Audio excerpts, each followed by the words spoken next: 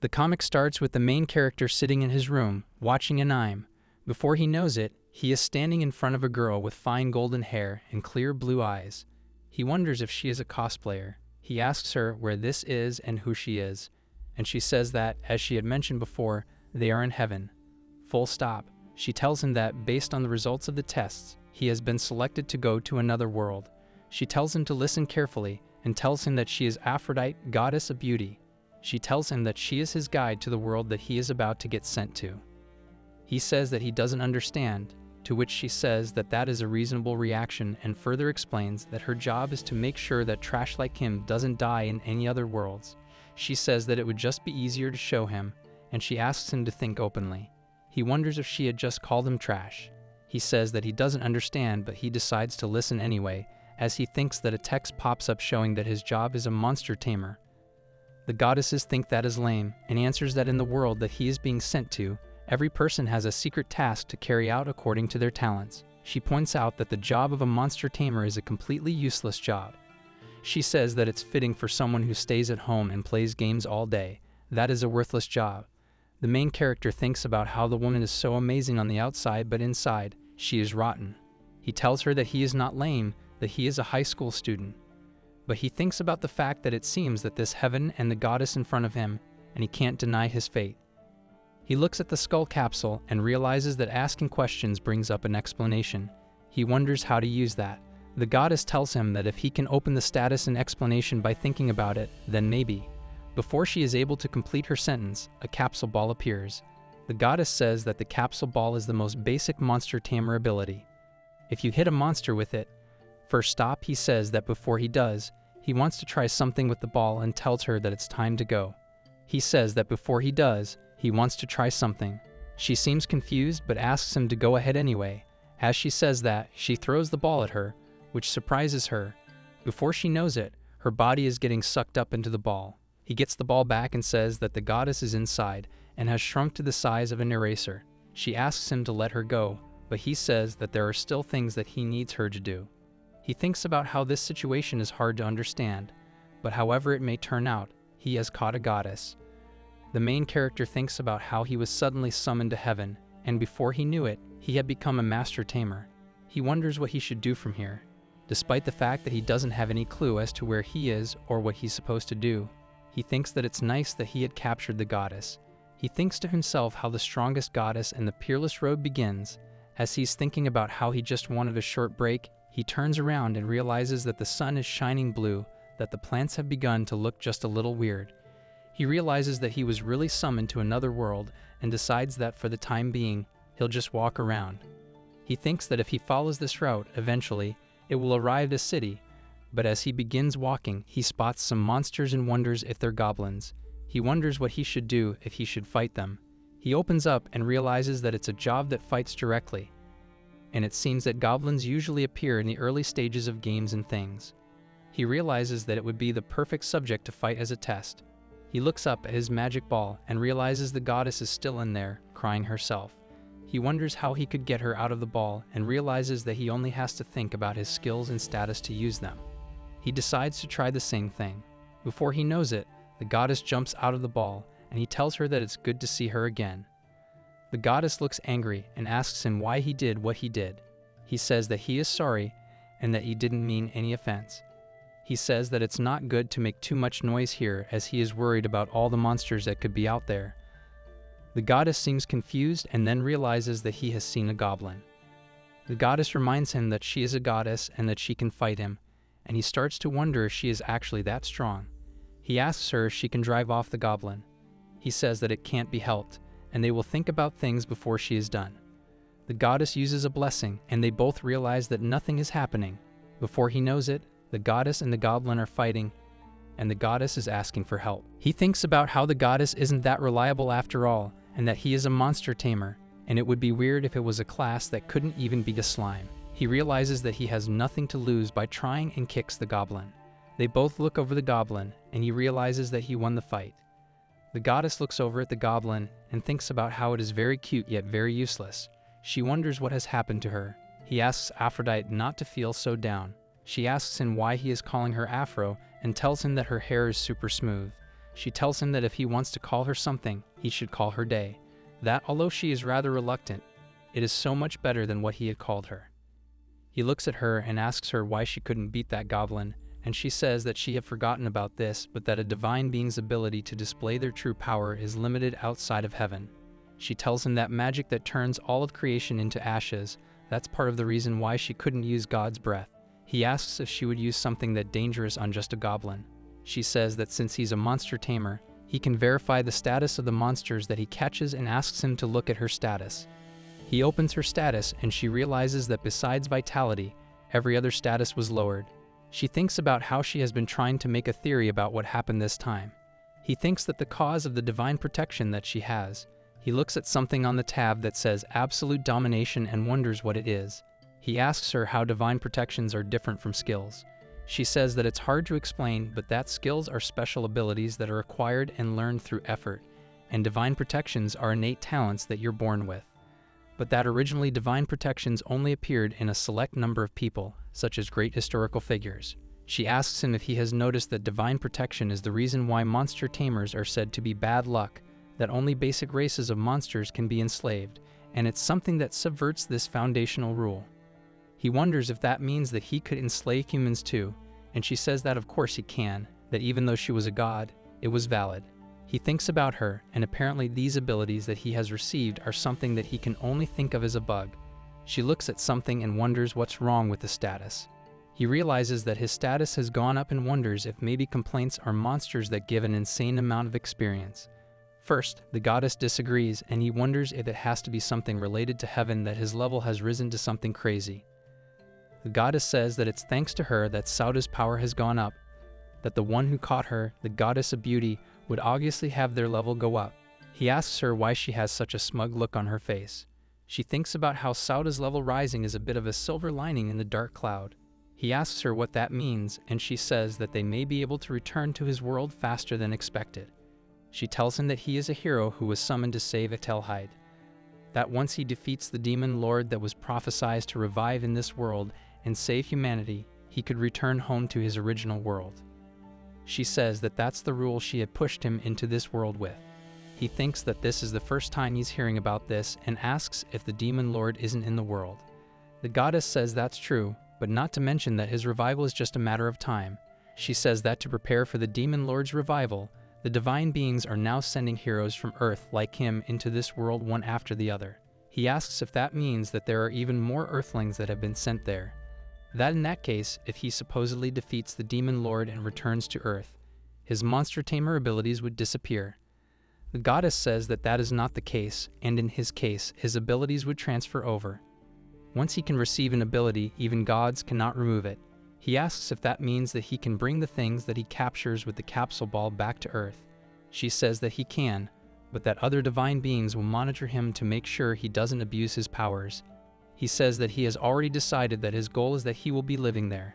She thinks about how he couldn't possibly be the type that doesn't want to return to their original world, and he says that of course he wants to go back home, but that his goal is that while he is in this world, he will use this absolute domination ability and take some otherworldly beauties back to Earth with him.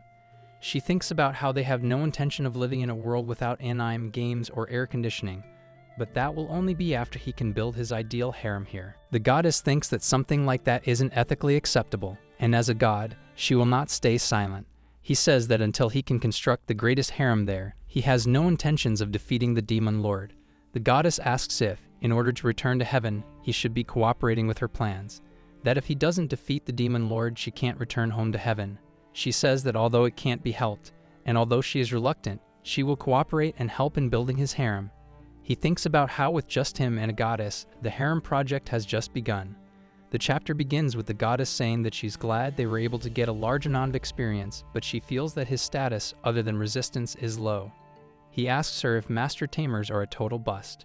She says that a master tamer status is low in the first place, and it cannot be helped. He looks at his status and realizes that something was added to the skills column. He thinks about how he got this skill when he leveled up. The goddess corrects him and points to a goblin standing behind them. She tells him that there is another goblin. He asks her if he gets a different amount of experience from a contract compared to defeating it. She says that it is the same no matter what he does. In awe, he takes out his magic ball and sees that he has caught 18 goblins and wonders how that is such a big catch. He thinks about how even when he had caught this many, his level didn't rise, so he guesses it was too high from the start. He thinks about how the ball is incredible and how many goblins he can fit into such a huge space. As he examines it, it seems that he can freely look inside and see what is happening. He calls out to Day and asks her if there is a limit to the number of monsters that he can contract with. She says there is, and she says that she thinks that you get one from the start and then one more for every 10 levels that you raise afterwards. He says that he understands and realizes that means that at the current time, the number of monsters he can employ is 56.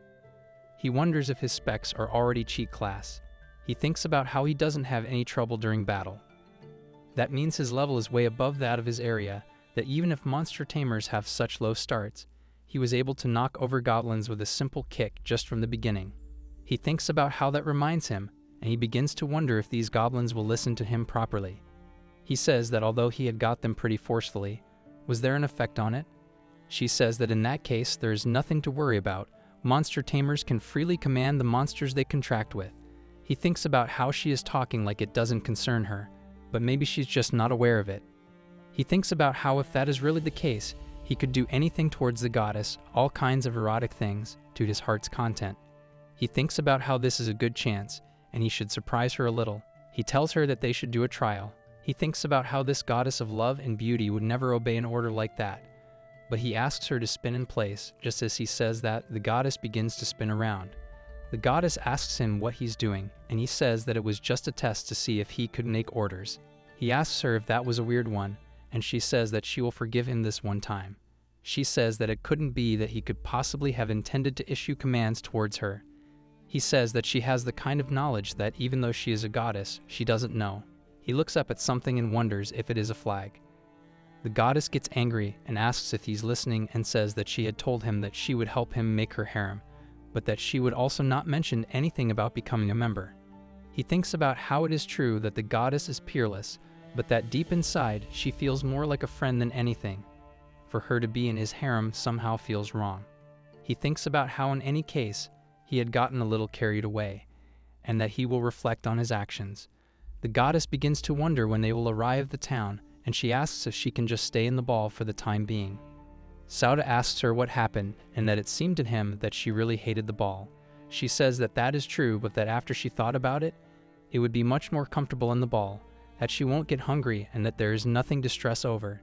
She adds that a Monster Tamer's capsule ball cures all abnormal statuses and has an extremely potent healing effect. She says that furthermore, that effect seems to be valid against the curse that divine beings get when they come down to the surface. He asks her if the curse that she is talking about is the thing that she had told him before about the divine beings not being able to display their full true power on the surface. She says that yes, but that above all of that, she doesn't have to walk when she is inside the ball, and that he can just tell her when they get to town. She enters the ball and begins to take a nap after thanking him. He wakes up the goddess and tells her that it's just 5 more minutes and that she should wake up. The goddess gets angry and asks him if he had increased the number of goblins again. He says that he had got them on the way there, and that now they had 37 goblins in total. He asks her to look ahead and she sees that the town is right in front of them. He reaches a sign that says St. Beltrate City, and he is surprised that he can read the words. The goddess says that they gave humans who were summoned on Earth sufficient linguistic knowledge. He sees a goblin working and asks if this world treats monsters as laborers. He looks at a carriage that is being driven by a monster and asks what the transport is to the goddess. The goddess thinks that knowing everything just because she is a goddess is a huge mistake, that this is actually her first time that she has descended to the surface. He wonders why she looks so proud and says that he's just realized that the goddess is totally useless on the surface. He decides to check her status, and as he opens it, he realizes that even though there is a skill column, unknown is written below it. She says that's from the effects of the skill, concealment. He thinks about how everything is as expected except her vitality is quite terrible. She tells him that it's his skill that prevents other people from seeing them, and that there are skills with that effect. He thinks about how divine beings sure have amazing skills. He thinks about how she might be weakened, but that she is still a goddess, and that if he uses her powers as a divine being, they could live a comfortable lifestyle. Sauda notices that she isn't looking him in the eyes and asks her why that is. She tells him that one of the previously mentioned curse effects is to seal away most of the skills that she possesses, and therefore she does not feel that she can live up to Sauda's expectations. He says that is what he expected. She says that even though it's true that she cannot use her powers on the surface, she can't use her skills either. He thinks about how it is true that divine beings can't exert their full power in this world, or there would be no need to send heroes from Earth. She says that he should not abandon her and warns him. She tells him that if he does horrible things to a goddess, he will die in the nastiest way possible. He tells her that he won't do anything and asks to be released. He wonders if that means that he will have to become resourceful enough to take care of not just himself, but also the goddess. He thinks about how firstly he will have to find work and daily necessities, and how they will need money to strengthen their combat potential. They decide to go to the Adventurers Guild and look for work. Sauda and Dai enter the Adventurers Guild, and the goddess begins to freak out. Sauda asks her what's wrong, to which she replies that they look very out of place. Sauda adds that he is wearing his school uniform and that she is wearing frilly celestial clothing. He says that if they look like this, of course, they will stand out. Many men start staring at Dai, and they all talk about how they're getting excited just by looking at her. This makes Sauda think that something is very wrong. He considers that this person in question would get carried away if he said that, so he decides to stay silent. Dai realizes that all of them are paying more attention to her beauty than they are to their tasks. A woman behind the desk named Chloe asks them what's wrong and greets them with a good afternoon. Sauda thinks about how this otherworldly woman is so cute and all he wants to do is capture her. The goddess realizes what he's probably thinking and comes up behind him. She wonders if this is Sauda's first time in the Adventurers Guild as he hesitates to tell Chloe what they are looking for. Chloe tells him that to do that, they first need to issue him a guild card and hands him one, instructing him to fill his name on it.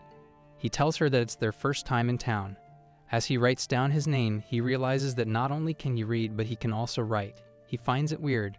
Chloe says that because it is Sauda's first time, she will explain the usage of their establishment, and the card is required to use their facilities.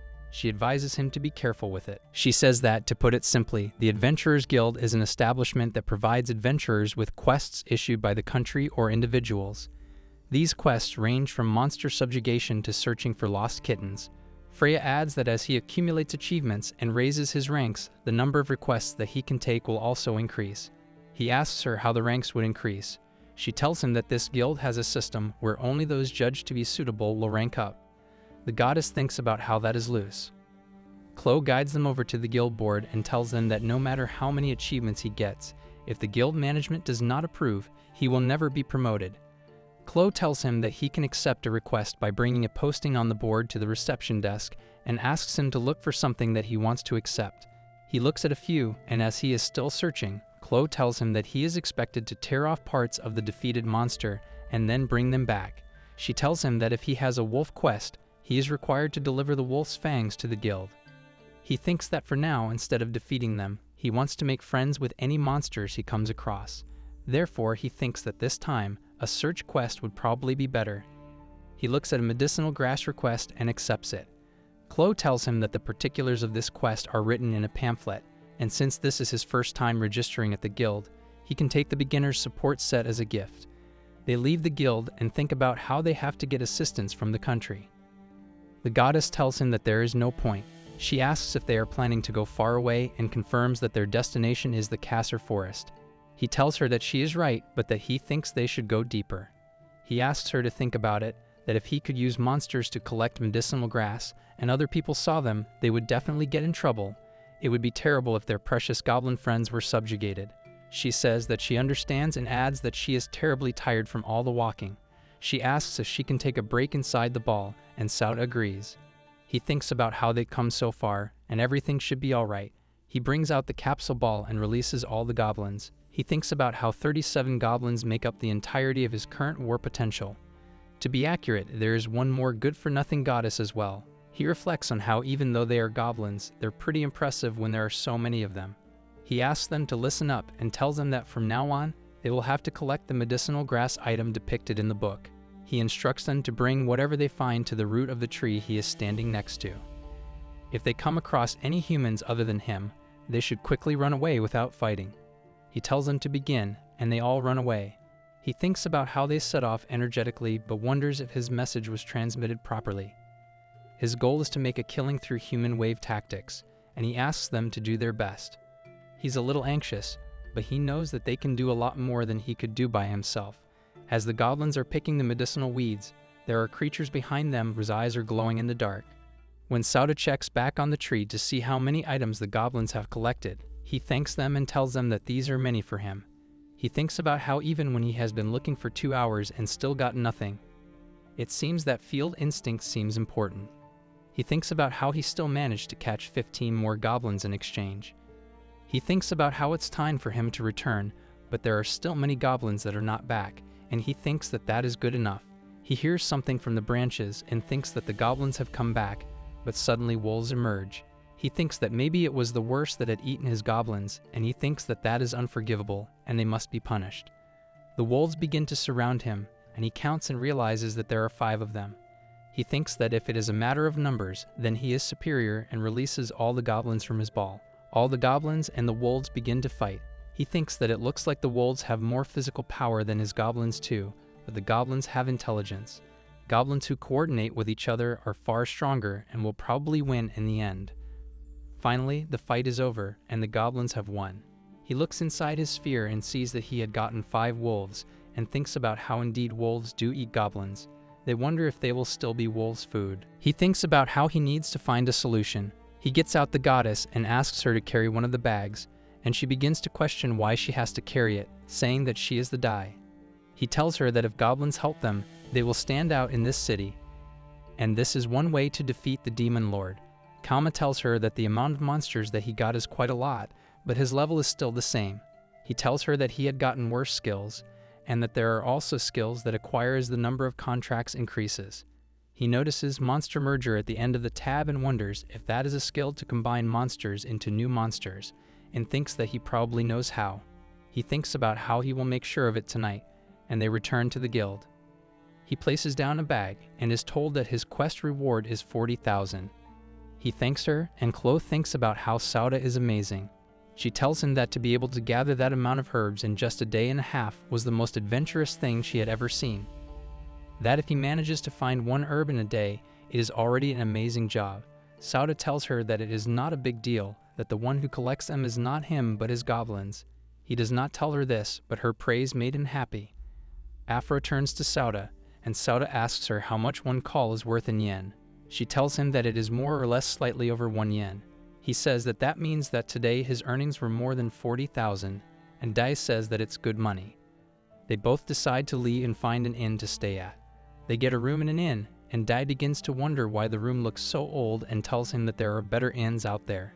He says that as long as it is private and has a roof, there should be no problem. He says that this is because their finances are not exactly safe, and that money for them is also important. Dai decides that she wants to sleep in the ball, enters it, and falls asleep. Sauda thinks about how he has a place to stay already and is done feeding his monsters, so he decides to start. He pulls out his tabs and begins to try to monster merge. Sauda is looking at the tabs, wondering if this is real, that he has actually made an unexpected discovery. He realizes that he can make a monster using Dai, the goblins, and the wolves. He realizes that even the goddess is included as the monster merger target, and thinks if he combines her with the goblins, what kind of goddess it would make. He realizes that he needs to hold himself back and decides to select a goblin instead. He also realizes that he cannot merge a wolf and a goblin, which means that all that is left is to try combining a goblin with a goblin.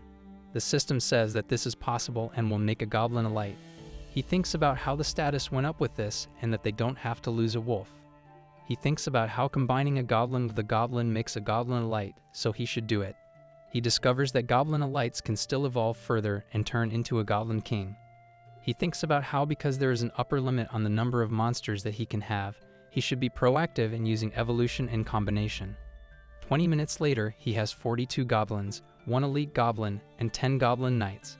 He thinks about how their equipment and appearance had changed, with the elite goblins looking like motivated new employees and the goblin knights having the dignity of a department head. He thinks about how it seems like the goblin knights can't evolve any further, so these are the most he can strengthen them for now. He tells them to take care and wishes them good night. From the forest, there is a girl running, and a man runs after her, telling her to stop and calling her a monster. She wonders why something like this had happened to her, and how everything had changed since that one person's appearance.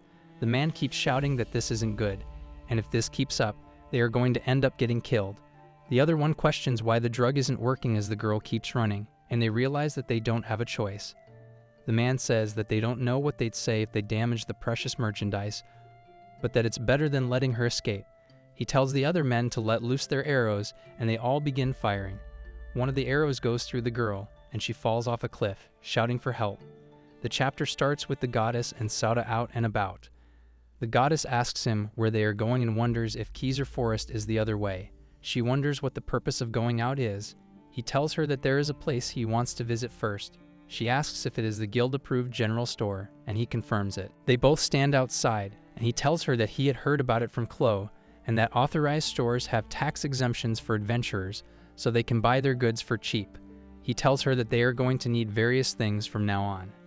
As they enter, an old man called Edgar greets them and welcomes them. He tells them that whatever products they are looking for, they have them. Sauda asks him to guide them, and they mention that they are looking for some affordable clothing. The man agrees, saying that it seems better to prepare something for the goddess. Sauda asks if these clothes are the ones he was talking about, and if he was buying them for her. The man explains that her current outfit stands out too much, and that's why he has to. The goddess seems excited and mentions that this would be her first time buying clothes for herself. She thinks about how in heaven there was a rule that they could only wear certain clothes. Sauda understands this, thinking that if a god were to wear casual clothes, it would destroy their image.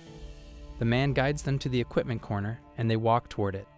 Sauda thinks about how for her to be so excited, it must be that the goddess is also just a normal girl when it comes to these things. Edgar recommends them both certain items that are right in front of them. He turns to the goddess and says that it seems to be different designs for men and women and asks if that was fine for her. She responds with a no because they are very plain. She looks at another dress and says that she wants that one instead, which makes Sauda think that she wants flashy clothes.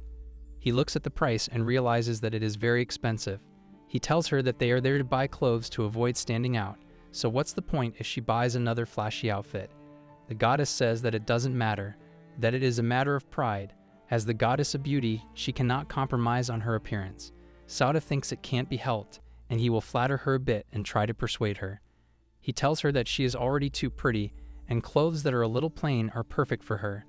Dai calls him an idiot and then begins to mumble. He wonders what she is saying all of a sudden and asks her why she is acting so shy, and says that she has probably heard it enough. She says that she is not acting shy, that she was just surprised because he had said something so weird all of a sudden. He thinks it's surprising because she is the goddess of beauty, and therefore he thought that she would have gotten a lot of praise from men already. She says that since divine beings don't have much to do with other people, they have never been praised by the opposite sex before. She says that it cannot be helped, that if he is saying that much, she will give in this time. He thanks her and they both leave. Sauda tells the goddess that she looks very pretty in the plain clothes. She says that they aren't that plain and tells him that he doesn't look bad either. She says that the clothes are exactly what he should be wearing, and he finally looks like a resident of the town. He thinks about how this is surprisingly comfortable, and he's glad that he was able to buy something good for cheap. He tells the goddess that they should drop off their bags and head to Kizer Forest, but she disagrees, saying that she will try to help him today. They reach the forest, and he releases the goblins and tells them that today they will collect medicinal grass in the same way as they had done yesterday, and wishes them the best of luck. As they begin walking, Sauda tells Day that while they are looking for medicinal grass, they should also look for new friends. He thinks about how the number of his friends fell because of the evolution, but now they shouldn't be killed by wolves. The goddess tells him that it might be time to take a break as she is already tired. Sauda thinks to himself how the goddess is good for nothing. Sauda says that it hasn't been that long since they started, and if she wants to take a break, she must go back into the ball. She argues that they haven't found any medicinal grass. Dai asks Sauda to look up at a tree that is in front of them, and as he does, he sees a girl lying on one of the branches. As they notice the girl in the tree, they began to wonder why she is in a place like this. They started to speculate if she had fallen off a cliff, realizing that it doesn't matter, and she definitely needs help. Sauda thinks about how the goblins are on their own now, and he needs to do this alone to help her. He decides to help her. As he climbs the tree, Dai shouts affirmations towards him. He finally gets the girl out and realizes that upon closer inspection, she is more injured than he had thought. He thinks about how he managed to get her down somehow, but she probably fell off a cliff, and there is an arrow lodged in her shoulder. He decides to use appraisal and realizes that the girl's name is Carolina. She is 372 years old and appears to be poor. He thinks about how she looks so gentle and wonders why she is wearing a maid uniform. Dai says that she thinks Carolina is a demon or a vampire, but it looks like she's actually a teenager. Dai tells Soda that 3 years ago, almost every demon allied themselves with the Demon King, and being a naturally powerful race, they wanted to rule over humans. They even became a threat to the gods themselves. Sauda says that he understands but asks what a demon is doing out there in the forest. Dai says that she doesn't know either. After the Demon King was defeated, the demons lost most of their power and began to live hidden from humans. Dai thinks about how the wound is very deep, and if they leave her there, she wouldn't even be able to last a full hour. Sauda turns to the goddess and asks if she can do anything with her powers. She says that with her old powers, she could easily heal those wounds, but she can't use those powers as she is now. He tells her that that has to be impossible, that there has to be another way to help her. Dai says that the capsule ball has a powerful healing effect. She says that actually, a monster tamer normally wouldn't be able to capture a vampire, and thanks to his divine blessing, he can save her. She tells him that, in fact, he is the only one who can save her now, and how that is a strange coincidence. Sauda thinks about how even though he can feel guilty for capturing a helpless girl, he cannot just let her die. He decides to capture her in his capsule ball, and thinks about how this is the first time that he has leveled up since he arrived in this world. He says that now she has appeared in the monster list, and the capture was successful. He thinks about how apparently this vampire gave him a huge amount of experience and wonders who she is and what had happened to her. He thinks about how he has no idea what's going on, but he had just captured a beautiful vampire. After about 3 hours, Sauda looks over the field noting that it was a good harvest and looked better today. He thinks that it could be due to the goblins being more powerful, thus they were able to pick up the pace and complete their work faster. As he looks at them going through the forest picking up medicinal herbs, he comments that they have already depleted the forest of all of its medicinal herbs and that it would be pointless for them to work further. He calls it a day and thanks the goblin and tells them that it is time to get back in the ball. Dee walks in saying that it is her time to shine and tells Soda that he wouldn't have made it this far without her. She tells him that if he were to beg, she could lend him a hand in carrying the herbs, as Sauda thinks that he wants to punch her, but notice that it would be hard for them to carry it even with 2 goblin knights, and that he would stand out way too much if he were to walk around with 2 monsters, and he does not want that. Dee tells Sauda that if he begs emphatically to her while grazing his face in the dirt, she will help, to add that it is a one-time offer. Sauda notes that she is taking advantage of his weakness, but he thinks back to absolute domination, which is a divine blessing that he has that allows him to control every living being. Absolute domination is a blessing with an unknown grade, and which is given to those who are qualified to rule over the entirety of the universe. He wonders if he can just put all of the medicinal herbs in the ball, and that it doesn't hurt to try, as he pointed the ball towards the medicinal herbs, and the ball sucks them all up, stunning Dee. Sauda notes that he can capture anything and that the limit doesn't affect items. Seeing Sauda no longer in distress, Dee says that what she was saying to him earlier about begging was just a joke, as he awkwardly laughs, saying that he knows that and that a kind girl like her would not say such things. Dee also awkwardly laughs and lets out a sigh of relief, saying that she is glad he understands and is impressed by his growth. He tells her that what if he keeps on getting better and would not need her guidance anymore, as she runs over to him and hugs him, proclaiming that she was too full of herself, apologizing to him, and that she will help a lot from now on, begging him not to leave. He tells her that he was just kidding and asks her to stop pulling on him. Sauda takes the medicinal herbs back and receives a reward of 64,000. The woman tells him that he is amazing, and he shyly thanks her for the compliment. The others talk about Sauda, discussing how he was the rookie who came with that good-looking woman and was wearing strange clothes. He looks back at the others talking, with sweat dripping down his face, thinking about how he's standing out too much. He also notes that there are no more medicinal herbs to harvest for now, and he would need a new task for tomorrow. Sauda and Dee walk out into the streets, and someone stops him, asking if he would like to try some delicious apples, as she holds one out for him. Sauda notes her not so young age, estimating her to be about 7 years old, and thinks about how people in this world start working at a young age. Dee tells Sauda that she is hungry and suggests buying some apples on their way back. He goes to the girl and asks her for 10 apples. She thanks him a lot as he bites into the apple, noting that it is tasty and how the apples remind him of the apples back on Earth, but these are even tastier. As he's eating the apple, he notes that this is perhaps the first time he's had something sweet since he got to this world. While the two are standing there eating the apples, someone calls out to them from behind and tells them to stop. Sauda looks back and sees Bakreja Ackerman, a 37-year-old human, along with a bunch of his accomplices. The citizens note that it is him, wondering why he came here. He holds out a picture for Sauda and Dee and asks if they know anything about the girl in the picture. Dee looks at the picture, noting that it is Carolina, and realizes that people are after her, chasing her. The two wonder why they're looking for Carolina and who they are as they ask what the pursuit is all about. Ackerman looks at Soda and asks if he knows something about her. And if he does, he needs to speak up. Hesitantly, he replies that he does not have a clue and asks Ackerman if the girl did something. One of Ackerman's accomplices from behind tells Sauda to shut his mouth and rhetorically asks if he knows who this person is. He goes on to say that Ackerman is the leader of the fourth largest slave trading company and tells Soda that he is in the presence of the great Bakreja Ackerman. With sweat pouring down his face, he stands beside Dee, who looks on with curiosity as the accomplice tells them that if he disrespects Ackerman again, he's dead. They tell the truth that they bought Carolina in an auction, but she ran off. Sauda thinks back and realizes that Carolina was running away because she did not want to become a slave, and while she was running away, she fell off the cliff. With a pensive look on his face, he tells Ackerman and his men that he will inform them of anything that he learns.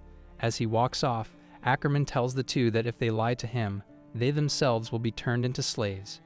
Dee says that the entire interaction was quite disgusting. One of the other people in the street tells the two that they barely got away with their lives, and when Ackerman set his sights on them, it became really rough. Dee asks what he means as the man asks if they don't know about Ackerman. Sauda tells them that they just recently came into town and don't know about him. He whispers to them that Ackerman is a sadist whose actions of tormenting slaves have led to the death of countless lives. He goes on to say that Ackerman takes the slaves into his mansion, and once they sign a contract, it's all over. Sauda thinks about how there's also the matter of Carolina, and it would be good if they never cross paths again. Sauda and Dee start walking away, but they turn back to the sound of Ackerman shouting at the girl for selling apples on his street, asking her if she has a permit or not. Sauda thinks about how it is the girl from before, and sees Ackerman grabbing her, telling her that she needs to be punished. He also sees Ackerman dragging her away, telling her that he will take her to his mansion. Thinking back to what the man told him about his sadistic actions, he intervenes, telling Ackerman to please leave it at that as she's a small girl, telling him to act like an adult. While confronting them, he thinks about how he should not mess with them, but he can't just ignore their actions. Ackerman shouts at Sauda, noting that he's dared to question him before further shouting that how can a mere adventurer complain to him. The girl runs off to Dee, hiding from Ackerman. Sauda thinks that she's still a kid and that if a Japanese manga had a guy like him in it, it would be banned from sales, not that he would understand any of it. Sauda stands there lost in thought as Ackerman shouts at him to speak up instead of ignoring his words while pulling out his knife, telling him that such a person should die. Ackerman readies his knife to attack Sauda. Stunned, Sauda puts forth his ball and releases a goblin. Ackerman claims that Sauda is a monster breeder, saying that it does not matter as he attacks the goblin. Sauda looks at him, thinking about how he can move pretty well despite his larger size. Ackerman tells Sauda that a mere monster breeder would still regret daring to go against him as he orders his men to catch him. The citizens in the street run away from the fight, thinking about how they will get dragged into it. Sauda looks down at his ball, proclaiming that he relies on his goblins as he releases all of them and orders them to protect him. Ackerman proclaims that it is impossible for there to be so many goblins. The number of goblins startles the enemy as Sauda tells the goblins that it's their chance to bring them to attack. The goblins start attacking Ackerman's men using weapons they made from the wood they picked up. Sauda thinks about how goblin knights are pretty reliable while they battle with the men. Ackerman calls out to Sauda, telling him that it is as far as he will go, calling him a monster breeder, and tells him to call off his monsters immediately. He's holding a knife to the little girl's head, telling Sauda that it will go flying if he doesn't do so. The girl looks at Sauda with eyes filled with tears as he asks Sauda if he is okay with her dying. Sauda tells him that he will listen to what he has to say, but that he has to do one thing before. He throws his ball at Ackerman and tells him to catch. With one hand holding the knife around the girl's neck, he holds a ball with the other. Sauda proclaims that he fell for it, while a white light emits from the ball and traps Ackerman inside. Inside the ball, he tells Sauda to let him go right now as he orders him to sleep until he says otherwise. As he looks on, Ackerman falls asleep inside the ball. After the fight, Sauda looks around the street, thinking about how the entire event developed, and he's glad that the townsfolk ran away. He approaches the little girl and asks her if she's okay. She shakes his hand and thanks him for saving her as she runs away. He thinks about how he's glad that the girl is safe, but feels that the absolute domination skill of his is very dangerous depending on how he uses it, and used carelessly, it could overthrow the common sense of the world. As he stands there, Dee calls out to him, and she reluctantly says that this time he was a little bit cool. Shocked, he tells her that he never thought he would hear such words coming out of her mouth. Hitting this, she storms away, telling him that they need to move. Sauda follows behind her, agreeing, noting that it is almost sunset, and that they need to find lodgings for today as the bond between them deepens little by little. Sauda thinks about how everything ended well and how he paid $7,000 for a room, thanking the goblins for having managed to earn more money than he expected, noting that his room costs almost twice what he paid for it yesterday, but that it was worth the effort. He looks at his collection, which consists of Aphrodite, 3 goblin elates, 15 goblin knights, and 5 wolves. He notes that he has got 15 goblins and that his fighting strength has increased, thinking about how he has grown overall. What interests him now, however, is the demonic clan girl, Carolina Burton. He looks over at her, noting that the ball has healed her wounds as she starts waking up and turns over to him, calling him the Demon King. He tells her that he thinks she's speaking to the wrong person as she asks for forgiveness, saying that her memory is a little messed up and continuing to ask where she is.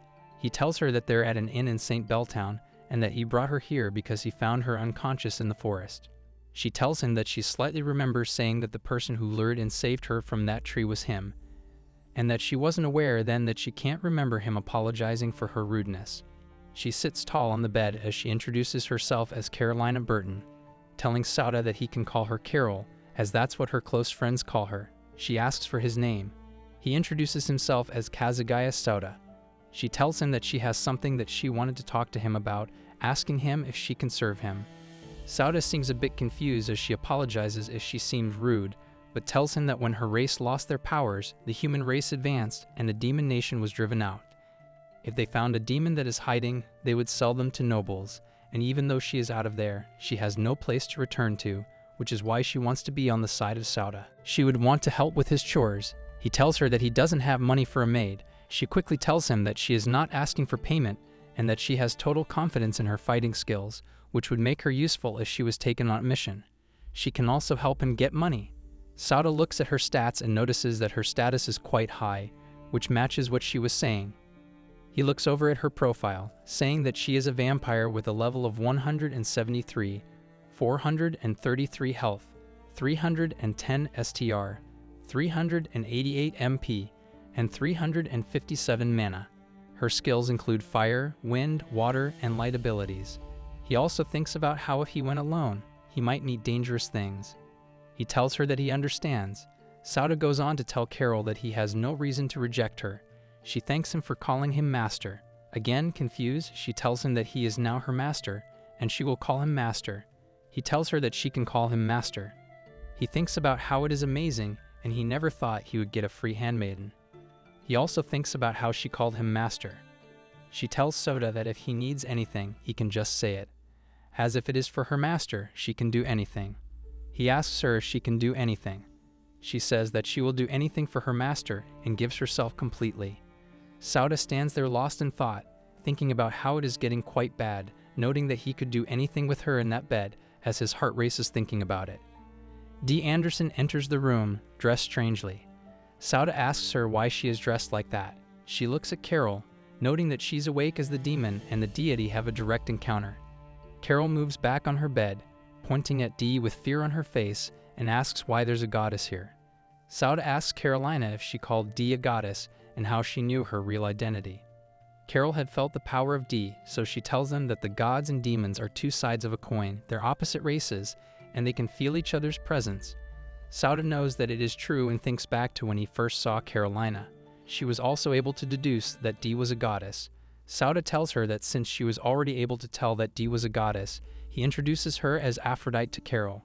Carol jumps back, asking what one of the 12 gods of Olympus is doing here, proclaiming that it is a nation of gods who occupy the top rank in heaven.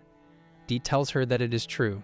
Sauda stands there, looking at her talking, as he does not understand what Carol notes that it seems Aphrodite is famous in this world as well. He thinks about how the situation is quite embarrassing since in the beginning, the gods and demons were like water and oil.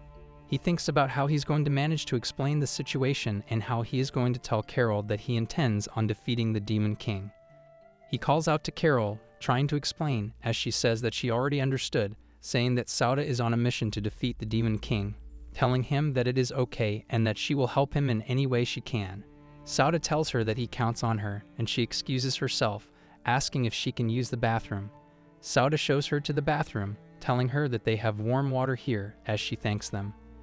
In the bathroom, she says that she met a scary person as she undresses, getting ready for a bath. She thinks about how she heard about heroes being brought from other worlds, but that she had never heard of anyone who was lucky enough to have the company of a goddess. She opens the water as she notes that there are people as strong as the great Demon King Mo. Carol thinks about how, in the past, the Demon King had the power to rule over the entire demonic race. She believed he would rule the world, but since she saw Sauda for the first time, she believes he has a face similar to Mu. She thinks about how, while she was serving Mu, she fell in love with him, and her heart says that Sauda is, in fact, a reborn Mu. She thinks about how a demonic being with extraordinary power, like the Demon King's soul, would not die even if his body had been destroyed. In fact, a famous predictor had already predicted the Demon King's resurrection.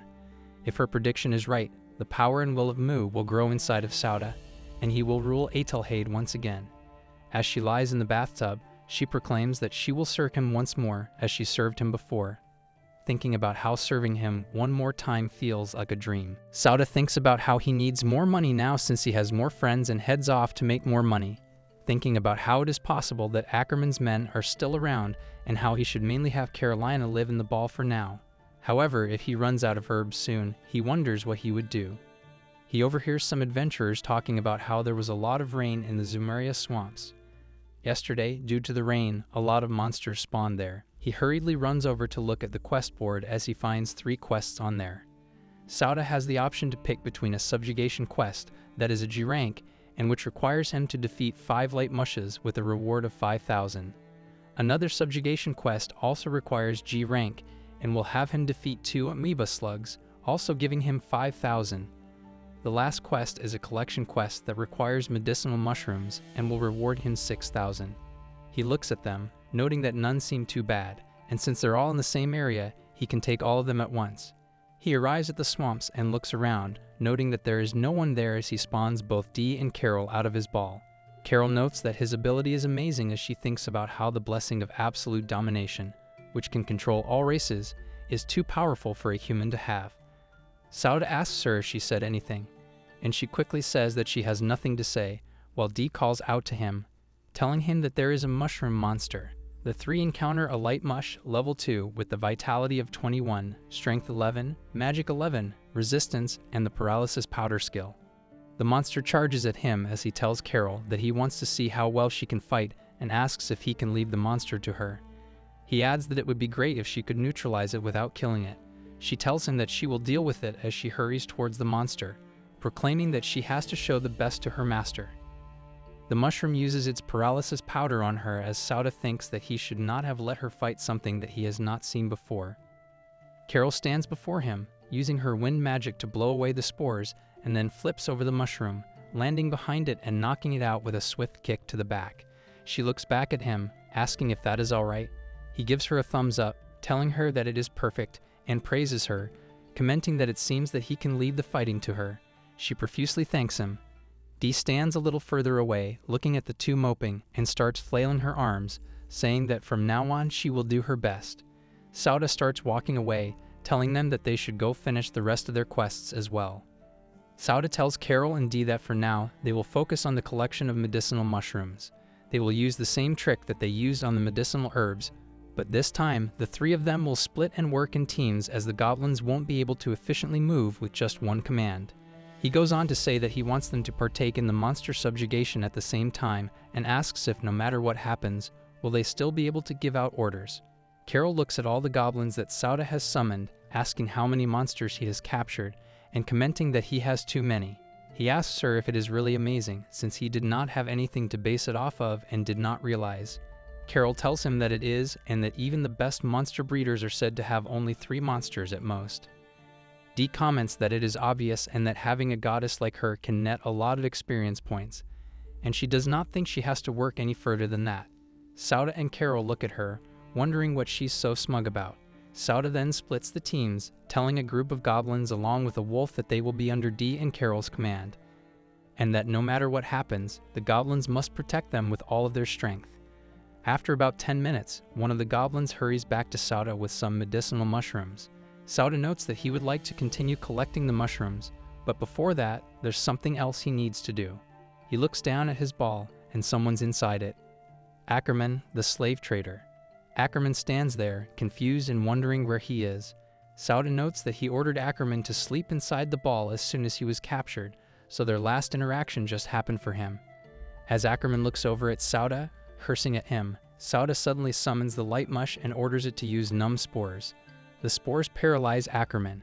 Sauda thinks about how the numb spores of the mush were stronger than he had realized, with a range of about 2 meters, and that they have good synergy with his powers since he just needs to hit monsters with his ball to capture them. As Ackerman lies on the ground, Sauda summons his wolf just in case, wondering how he should deal with Ackerman. He thinks about how he can't let Ackerman live and run loose any longer. His Slaughter's dagger ability moderately increases /attack strength, but it requires the pleasurable kill of 10 humans.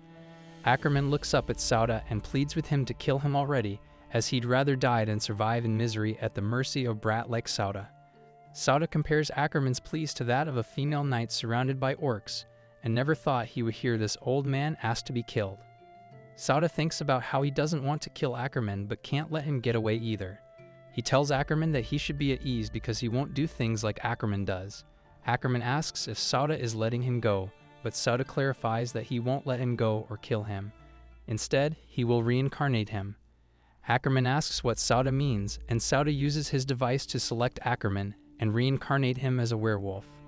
A bright light emits from Ackerman as he is transformed into a werewolf, a member of the demon beast race.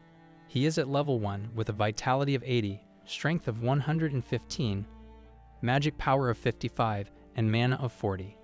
The werewolf also possesses the skill of Poison Claw, and is a monster from an intermediate class beast race, which has attained high intelligence from fusion with human blood, paired with nimble movement and a special claw attack. Sauda notes how cool the werewolf looks as he commands the werewolf to give him his hand, and he's relieved that the werewolf seems to be following his orders. This was how Sauda had obtained his current strongest monster, a reliable fighter, a werewolf. Sauda looks at the mountain of medicinal mushrooms in front of him, shocked and unable to believe that they have gathered so many. He believes that their success shows the goblins' true value when they work in groups. Carol calls out to Sauda as she presents him with proof of subjugation in the form of the light mush pattern, with Dee behind her raising her hands, proclaiming that she brought some materials. Sauda thanks the two of them. Thanks to Carol and Dee, the group was able to accomplish the subjugation quest, and they gathered a good harvest. Carol asks Sauda how they will be able to take all of their harvest home since even 3 people wouldn't be able to carry that much. Sauda raises his ball and tells her not to worry while loading it with all of their harvest. Carol looks on, proclaiming that it's amazing and that she can't believe there's such a way to use a capsule ball. Sauda thinks about how Carol always gives him fresh reactions, which excites him, while comparatively their goddess is far more blank. He looks back at Dee and finds her gone as she is being attacked by an amoeba slug, a level 7 creature with a grade F rating. It has 78 life force, 12 strength, 32 magic power, and 25 mental power without any special skills. Dee calls out for help as Sauda notices that the slug is more than 2 meters tall and has the highest stats among the wild demons he has ever encountered. Captured by the slug's tentacles, Dee urgently calls out to Sauda for help, describing the slug as smooth and disgusting. Sauda tells her to wait and that he will help her. He throws the capsule ball at the amoeba slug, but the monster hits the ball back. Sauda realizes that he's never been hit with the ball before, so he didn't notice the difference between a hit and a miss. He asks Carol for advice on what to do, as he believes the range is too far for the numb powder from the light mush, and using it would also paralyze Dee. Carol looks at Sauda and tells him that this is a job for her, urging him to leave it to her. However, she wonders if she can reach the enemy. Sauda finds her words reassuring and tells her that if she can land even a single blow, it could make a difference, allowing him to hit the ball at that moment. Carol marches toward the amoeba slug. As the two friends watch Dee's strange noises with concern, they turn their attention to the monster's tentacles sliding up and down her clothes, undressing her. Sauda smiles and declares that he can't forgive the monster for harming his friend, though he secretly finds the situation amusing. Carol turns back, calling out to Sauda. He wonders if she can read his thoughts. She thinks that they both seem to be interested in each other as she walks over to the amoeba slug, which is now in the swamp. However, Carol is also caught in its tentacles, and she calls out to Sauda, apologizing for being ensnared. Sauda looks over, realizing the situation is getting serious. He thinks that he never thought Carol would also be captured. He thinks that she gives herself freely to the monster. Carol notes that the tentacles are much smoother than she thought as they start to undress her as well. Sauda looks over at the monster, noting that it once again took off its victim's clothes very quickly. He looks at the sight of the two being attacked by the monster, saying that it is a blessing for his eyes as the two call out to him, asking him to hurry up and save them. He wakes himself up, noting that it is not a time to be amazed and that he really needs to save them both. Otherwise, they will be really devoured by the monster as he sees that all the tentacles are busy and realizes that it is time for him to use his capsule ball once again. He throws the ball at the monster, capturing it. Sauda managed to capture an aquatic race, rank F, level 1 amoeba slug. It starts with 70 life force, 5 strength, 25 magic power, and 15 mental power with no skills. It belonged to the aquatic race, but was a low-class monster that was able to control more than 10 tentacles to catch prey with its bodily fluids, which could be used to make lotion. Sauda excitedly proclaims that he captured an amoeba slug, and the two girls say that they survived. Carol proclaims that her lord is amazing. Back in the town, they think about how they achieved a lot on this expedition and how, in addition to completing the missions, Sauda managed to capture 7 light mushrooms plus an amoeba slug. He would study its fusion tonight and was very excited and couldn't wait for Chloe's compliments. He goes to Chloe and gets paid $76,000 as he thanks her a lot, and she tells him that, like always, he had an incredible performance. She has been in this job for a year, but she has never seen someone collect so much material. He tells her that it is no big deal, thinking that it will be. In his head, he asks her if she feels anything for him, thinking about how she always praises him and is always nice to him. He asks Louis if she would like to go out for dinner tonight with him. She tells him that he does not need to worry. He thinks about how he's not popular with girls either on Earth or in this world, and how his life is so difficult. But he has a lot of money. This goes to the store to do some shopping as she passes by Carol and Dee standing outside waiting for him.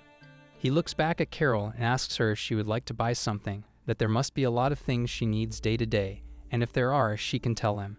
She thanks him and tells him that she would be happy if she had a lighter outfit since this maid outfit that she is wearing makes it difficult for her to move. He tells her that he understands, and since this is really important, she goes on to shyly, with her cheeks flushing, tells Sauda that she also needs underwear since she only has the one that she is wearing. He tells her that they should go buy some more and choose carefully. Dee shouts out that she also wants to buy some, leading to Sauda asking if she bought some yesterday, to which she tells him that a woman's number of underwear is never enough. He complies, and they all head to the shops. The three arrive at Silver Shield licensed guild store and go lingerie shopping. The women's underwear in this world has a design similar to the one on Earth.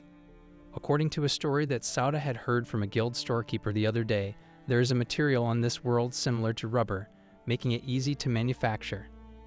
The manufacturing of underwear has been developing since ancient times.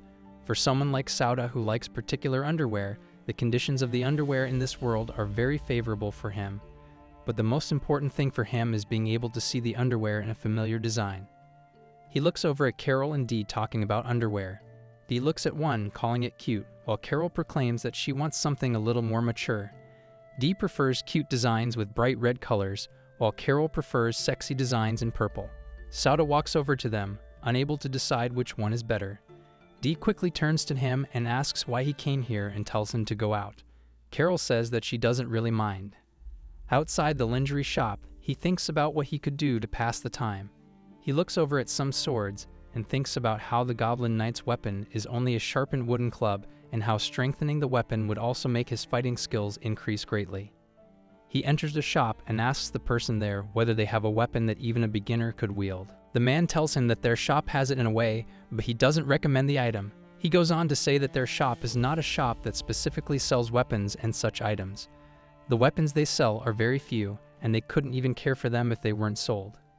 He suggests that if Sauda wants weapons for beginners, he should go to a weapon shop, as they also often hold routine maintenance promos for free. He goes on to say that he can tell Sauda the location of the weapon shop in St. Bell. Sauda stands with the shopkeeper as he tells him the location of the weapon shop. Carol calls out to him, and he asks her if she's done. The next day, he buys some fighting clothes for Carol, who exits the trial room wearing a ranger suit Frankie.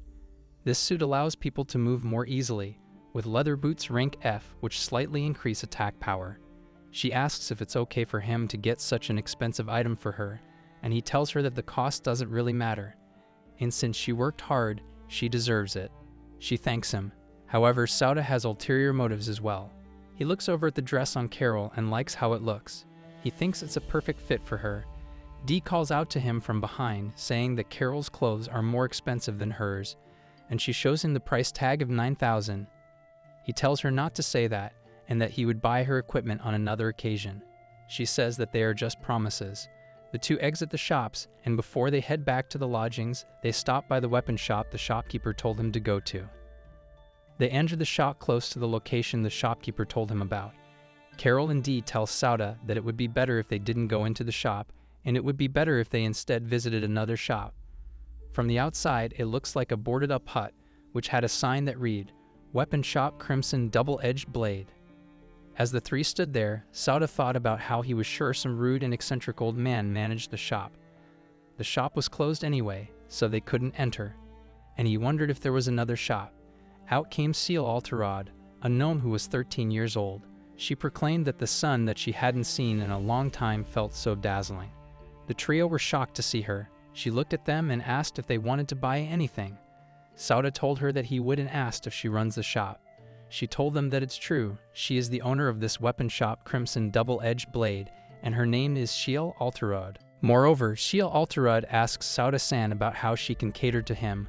What weapon did he acquire? Since she was not busy, she could easily serve him, but Sauda-san, on the other hand, was shocked by the fact that the owner of the shop was a 13-year-old girl, and whether she was forced to do it. Suddenly, Shiel Alterod is amazed as she sees Carol and Aphrodite, and asks Sauda-san if he was coming here, bringing the women who were there, so Sauda-san agrees to her. Therefore, she explains that she was surprised since she has never met people as beautiful as Carol and Aphrodite. She believed that their beauty was truly extraordinary. As soon as Aphrodite hears Shiel Alterod, she tells Sauda-san that she has decided to shop at Shiel Alterod's weapon store. However, Sauda-san reminds Aphrodite that she was the one who asked him to find another store to shop. But Aphrodite, on the other hand, refuses to believe that she said something like this.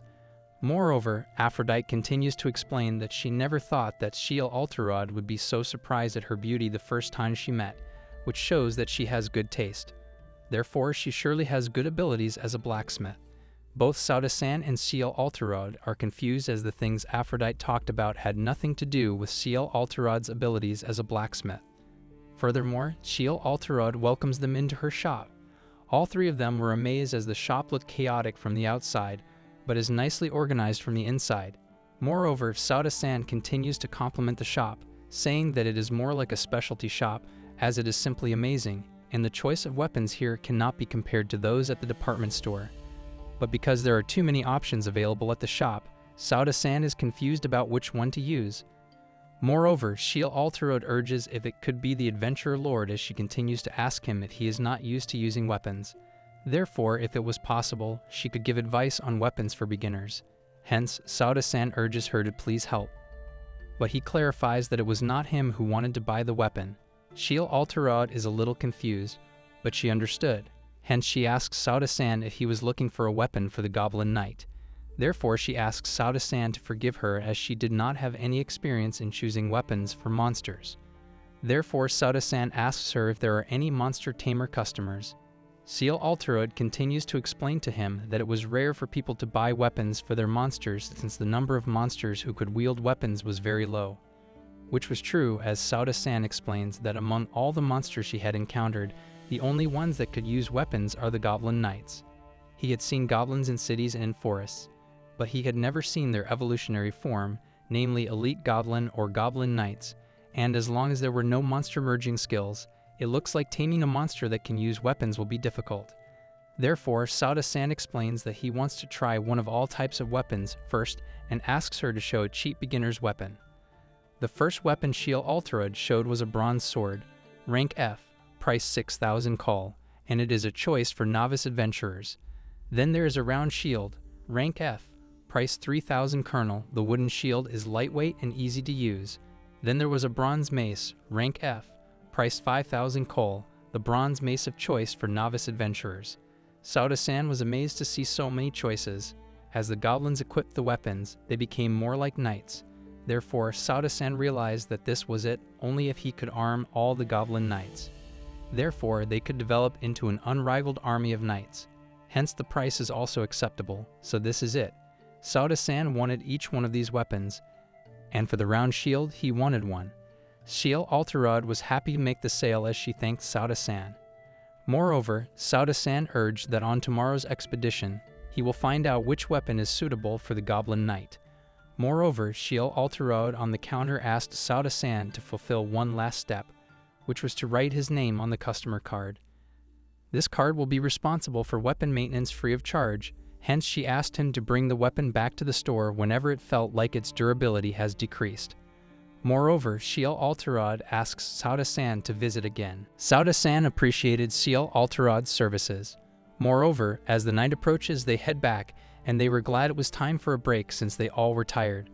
Moreover, Sauda-san is analyzing his rank as today he has a great harvest. But as usual, his rank level did not increase, but he was astonished to see he had a new skill. He got a skill that allows the user to communicate remotely with monsters that have been tamed. The effective range of the skill is 50 meters from the user. The terms of getting the skill are willpower more than 100 points. This was a skill used on monsters that had been tamed. Therefore, in other words, this skill was similar to telepathy. If what is written here is correct, it counts as a pretty useful skill. Therefore, as Sauda-san wanted to know about the effect of the new skill, hence he decided he will immediately try this skill on Day and Carol. Furthermore, Sauda-san thinks to himself if he should tell Day or Carol about his new skill. Therefore, he decides to try a new skill test. Moreover, he tells Carol and Day that he has acquired a new skill, the telepathy skill. Moreover, he instructs them to hear what this is and try to answer only on the inside. They both were shocked as they learned about the new skill. Day explains that she is hearing words in her head and asks if Sauda-san was sending them. Moreover, Carol was so intrigued by the skill as she tells Sauda-san she was so moved. She asks Sauda-san that this way she can communicate with him 24/7, so he tells her that this is correct. Hence, Sauda-san decides to try to use this contact skill, asking for both Carol and Day to help him do it. They both are pleased to help him. Sauda-san realizes that the skill he acquired is extremely handy. The important point is, if it doesn't go through Sauda-san, it doesn't work. For example, a conversation between fellow monsters, for example, Carol and Day, would not happen. Sauda-san took this into account, that it is no doubt that this is a useful skill, especially since it could be used from the inside, the ball. Moreover, Day asks Sauda if he was done experimenting. Sauda thanks them both for their cooperation and they are free to go. Day sighs and decides to go take a shower, and Carol decides to do laundry, and Sauda-san decides to light mushrooms and 2 amoeba slugs. As he commands, monster combination, contact, Aphrodite, Carolina Burton, Werewolf, Goblin Knight X15, Wolf X4, Light Mushrooms X8, Amoeba Slug X2. Sauda-san was in awe of the skill he got today, hence he thinks of combinations that evolve. He starts mixing monsters. At first there was only one, Mad Mush, Illustrated Book No, 732, Tribe Plant Tried, Grade D, Level 1, Vitality 35, Strength Value 10, Mental Strength 25. The skills included Numbing Powder and Chaotic Powder. Evolutionary conditions included Light Mush and Amoeba Slug. Subtribes of this monster include making the other person sexually excited and being specialized at attacking with spores. The spores can be traded at high prices as aphrodisiac ingredients. Moreover, Sauda-san researches Chaotic Powder.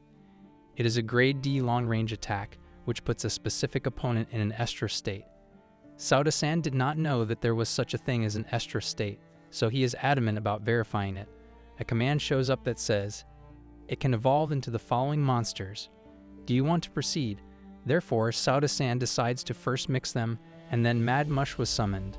Noko appears, and it had changed the color of its hat, but its general appearance is still similar to the light. Moreover, Sauda-san thinks to himself that even though it is for verification, it would be sexual harassment to expose girls to this estrus powder. But then an idea comes into his mind that if he uses the contact skill from before, makes Mad Mush use the chaotic power, the other person would never know it was him who gave the order. Like this, it can pass for an accident. In other words, is a perfect crime. Moreover, Day gets out of the shower, and as she looks at Noko, she asks Sauda-san if he created another monster. She found the monster cute with its pink hat. Furthermore, she was impressed, as it was handy that Sauda-san can create as many monsters as he wants. Therefore, she was excited that it was not long before she can defeat the Demon King and return to heaven. Hence, this was her chance. Moreover, now Sauda-san was on his perfect power, he decides to verify the power. So he sends the command to Mad Mush to use chaotic powder. Suddenly, the room starts filling with powder, and it's everywhere. Dai starts to feel sick, and the spores went all the way to Sauda-san as well. Then he realizes he is such a fool, wondering if this attack area is bigger than the numbing powder one. Dai puts her hand on Sauda-san's shoulder as she feels dizzy and falls on top of him. Her body starts to act weird, and she starts feeling hot. Therefore, she starts taking her clothes off. Moreover, Sauda-san realizes that it was super effective and hence is risky since he cannot control it. Furthermore, the chaotic powder had created an unwanted situation. Both D and Sauda-san could not restrain themselves. D is on top of Sauda-san, and therefore Sauda-san could not imagine that the estrus state caused by Mad Mush's chaotic powder would create such an adverse situation. Now Sauda-san was unable to think straight. To him, D's body looked so attractive, which was obviously like that from the start. Moreover, D leans forward towards Sauda-san, calling his name. As Sauda-san blushes and cannot keep his eyes away from her, D asks him to stay still just for a second. They both lock eyes, and she is about to kiss him when suddenly Caroline enters with a bucket of water. She happily asks if they are both awake, but then, as she sees the position they are in, she pours the bucket of water on them with rage, which brings both of them back to their senses. They both look at her with extreme embarrassment. D pulls away and gets angry at Sauda-san for what was going on between them. She covers herself, asking him not to look. She asks Sauda-san what just happened and demands him not to get the wrong idea, as she does not like him. Moreover, Carolina, on the other hand, was sorrowful as she walks away without saying anything. Carolina then gets angry, saying that if D tries to use her sly leer on Sauda-san, her master again, she will kill her. This statement scares Sauda-san to his core, and he asks Carolina what she was talking about. But then instantly, her mood changes and she tells him that she won't do such a thing. She is suppressing her emotions. This was all that Carolina did not directly tell Sauda-san, but throughout the contact skill, he could hear some of her leaked thoughts, and he was surprised as he wondered if this was her personality all along. So basically, by pouring cold water on the Mad Mush skill effect, it will stop. Sauda-san was impressed that Carolina knew about this as well, so she tells him that there used to be so many Mad Mush where she used to live, so she knew the countermeasures. However, she further asks Sauda-san how he was doing. Moreover, she urges that next time, if Sauda-san needs to validate a skill, he can ask her. She gets extremely emotional as she says that she is nothing like Aphrodite, and no matter how embarrassing it could be, she will never run away. Hence, Sauda-san tells her that he will think about it. Sauda-san was amazed that even though he used the contact skill on Mad Mush to disguise his plan, she was still able to understand his strategy so clearly. Therefore, he thought that it could be that his erotic thoughts leaked out as her smile scares him. That night, it took him a long time to sleep. Furthermore, the next morning, there is an emergency quest for defeating an avian. The required rank is G, and the requirement is to defeat a cockatrice in Kashrus Forest. The reward is 300,000 coals, which is one hell of a reward. Moreover, Sauda-san asks everyone, since they all seem to be having a good time with this, they should go and talk to Chloe. She tells them about the recent request for the quest based on a sighting in Kashrus Forest. The target is the cockatrice, a highly dangerous carnivore that specializes in breath attacks which spew searing heat from the mouth. Hence she warns them that if they want to succeed, they need to be prepared. Sauda-san used to think that cockatrices spit venom out of their mouths and turn people to stone, but apparently, in this world, cockatrices only spit fire, even though that is already scary enough as it is. Hence, Chloe asks Sauda-san if he is up to take this quest, but Sauda-san replies that he will wait a bit, and they can go back to the Sumuri marshes today and do some more quests. D is furious by Sauda-san's decision, as she says that the quest is worth 300,000 coal, which is a chance to earn a fortune, and she thought it would be fun too. But Sauda-san believed that the higher the reward, the riskier the request, and he added that most of these things are a set of risks and rewards anyway. D is extremely offended by Sauda-san's statement as she yells, "How dare you throw a ball at me, a goddess?" She adds that Sauda-san is conservative in a weird way, but when he says cockatrice, it is a vicious monster that could easily burn down a small village. It has been said that even 10 ordinary adventurers would be no match for it. D adds that if that is the case, she doesn't mind the time and asks Sauda-san if he does because, at this rate, she wasn't sure when they would be able to defeat the demon lord. Suddenly, they hear voices while D and Sauda-san are having a conversation. Sauda-san yells, "Over there," and there was Chloe being disrespected by a man. She asks him what did she do to deserve this. The man asks her not to say a word and aggressively abuses her physically and verbally by pulling her hair, asking her to follow him so they can have a talk at his place of business. As Sauda-san sees the scene in front of him, he is filled with rage. He scolds the people around, saying that a girl is going through something like that, and they are pretending not to say anything. He is saddened by the fact that this is happening in the city, which is supposed to be the security of the world. However, he asks Dee and Carol to stay in the ball since he was going to do something about what was happening. They both nod in agreement with him. As Sauda-san walks toward the abusive man, he changes his tone and says, "Excuse me, sir, is something wrong?" He stutters as Chloe is clueless and says Sauda-san's name. Sauda-san asks the abusive man to calm down, as he is only making things worse. He urges the man not to be like that and tells him to explain what's actually going on. The man becomes extremely defensive and angry, saying, "Who are you? And it's none of your business. If you're not part of this, stay out of it." The man starts to abuse Sauda-san, telling him to shut up and that he didn't do anything wrong. He's just doing his job, collecting the money that Chloe's dead father borrowed. The man goes on to say that Chloe's father borrowed 3 million coal from them and disappeared. He advises Chloe to sell the place to raise the money, but Chloe refuses because it's the place her master gave her, so she can't give it away easily. The man then threatens to make her his slave, saying that she will pay back with her body if she doesn't come up with the money. Sauda-san becomes extremely angry when he hears this. Chloe helplessly explains that she is paying her debt in monthly installments and doesn't understand why the man is suddenly being so demanding. The man starts yelling at her again, saying that everyone has their own problems. He adds that he can't believe he's losing so much money because he let that high-class slave go.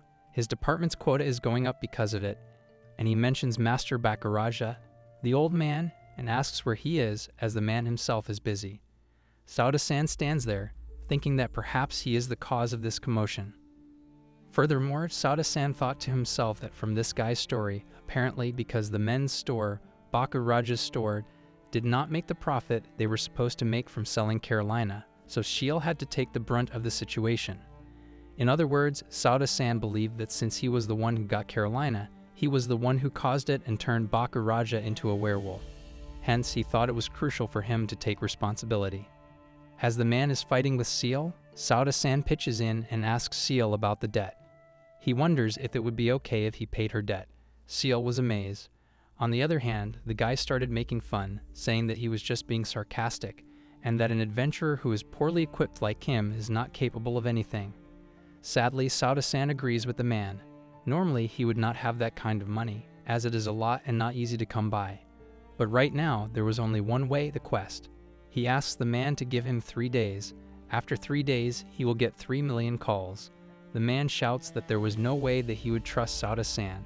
Sauda-san asks the man to think he was tricked and shakes hands. To make the guy trust him, Sauda-san gives the man collateral and asks him to keep it if he fails to get the money. The man starts laughing but decides to give Sauda-san 3 days. On the other hand, Seal is filled with fright as she couldn't even talk. But he asks her not to worry as he will help her. Moreover, Sauda-san heads back and tells Dee and Carolina that they have changed their destination. Now they are going to Kashrus Forest to slay dragons for a fortune, and thus there they were in the forest of Kashrus. Seal is trying to make Sauda-san understand that this is dangerous. The cockatrice is a famous monster among the smiths.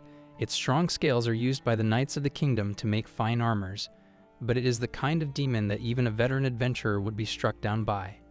Moreover, Sauda-san asks Seal if that's how she felt about all of this, she could have stayed in town. So she explains to him that it's between her and her master, and if she drags other people into this and they get hurt, she won't be able to show any respect to her master. Sauda-san then asks Seal why she is running a shop by herself in the first place and where her master is. She helplessly explains that she doesn't know either. She continues to tell them about her master, that he was a great blacksmith and a great adventurer. But 2 years ago, he went to defeat a demon tribe, and they all lost touch with him. Sauda-san was unaware of this but asks her not to worry. He starts smiling and tells Seal that even though he looks like this, he is super strong on the inside and will not lose to the likes of a cockatrice. Moreover, Sauda-san tries to say something, but he doesn't mean to be rude. At first he says, "You don't look your mine." Everyone agrees with Seal that Sauda doesn't look trustworthy, so D adds that Sauda has the goddess of love and beauty on his side. He has Aphrodite on his side when Seal starts to look at her amazingly enchanting Aphrodite. She adds that Aphrodite is one of the 12 gods of Olympus, and if she were a hick, she would never fall for such an obvious lie. Seal doesn't believe the fact that D is an Aphrodite. To make her believe it, D asks her, "Seal, are you the type that looks amazing when undressed?"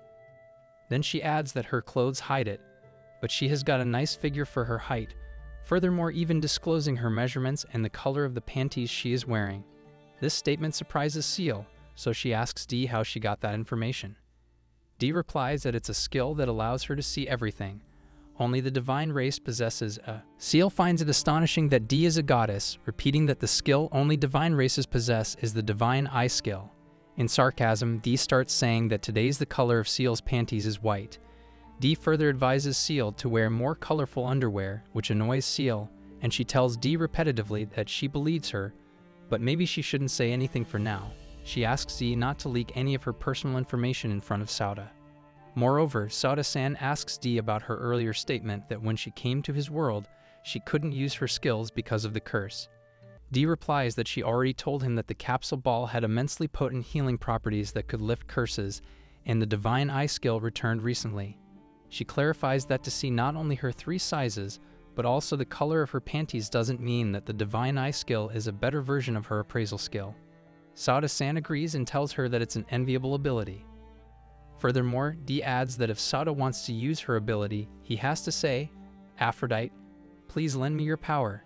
If you would lick the sole of my shoes and beg desperately, then she would not mind." Sauda-san adds that if there is a chance, he probably would, but on the inside, he's dying to ask her, and he even licked every part of her shoes so she could tell him the color of every girl's panties when they're walking in the city. But if he asked her now, the girls around him would shudder away. Sauda-san gets annoyed by the fact that he doesn't have the divine eye skill. He's jealous of D because she has it, and he doesn't, so he's on the verge of going mad because of it. Moreover, Carolina comes to Sauda-san, and as he turns back, she is wearing lingerie and starts saying, "About that, if it's the color of my underwear for today, it is black." Sauda-san is filled with awe as his eyes were wide open when he sees Carolina, and he thanks her. D asks Sauda-san if they are going to split up for today's exploration. Hence, Sauda-san tells her that they have to, since there is no telling when they will encounter the cockatrice as they keep marching through the forest. It was a formidable enemy with a reward of 300 million calls, so they have to be prepared as they wrestle. As they walk through the bushes, they encounter a pack of wolves, a total of 7 of them. Usually Sauda-san would try to use his capsule ball to catch them all, but now Sauda-san has the perfect opportunity to use the ball, so he grips it and then flickers the ball to launch his attack. He unleashes the Goblin Knights, demanding them to show him their strength as he got them new equipment. The goblins are slashing their way through the wolves, and the wolves are whimpering. As Sauda-san thought, the functionalities of the weapons were amazing, and the battle is over in the blink of an eye. The corpses of the wolves were lying around everywhere. It was a massacre of the wolves by the goblins. Moreover, Sauda-san thanks the Goblin Knights for doing an amazing job, and now everyone can rest. Suddenly, Carolina comes running and tells him that one wolf is left, which was coming growling towards him. Carolina asks Sauda-san if she could have the last wolf, and they both get confused. However, if Sauda-san asks Carolina why she needs the wolf, so she tells him she needs it for herself as she is a vampire. Since they have to consume the blood of living animals to survive, and among all living things, the wolf's blood is extremely nutritious. Moreover, Sauda-san tells her that she can do whatever she wants if that is the case, and he shows gratitude towards Carolina. Furthermore, Carolina bites the wolf, so Soda-san asks her if she is not going to drink it. Carolina starts blushing, as for her to let others see her when she is sucking blood is a bit much, so she asks everyone to turn the other way. They all understand and look the other way. Sauda-san thought to himself that for her to be fine with telling him her underwear color is fine, but yet she is unable to show this side of herself while sucking blood is strange. As Carolina was sucking the blood, she starts to call upon Sauda-san, looking worried. She yells at Sauda-san to look up as there was a gigantic bird in the sky, which leaves all of them petrified. It was the cockatrice of 24/30ths, rank B, 328, stir 222, mimp 415, and spur 153.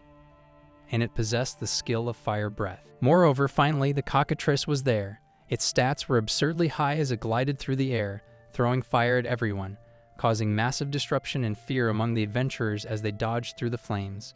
When Sauda-san realized that the cockatrice was a very deadly animal, to avoid any harm, he asked Dee and Seal to get into his capsule ball for now.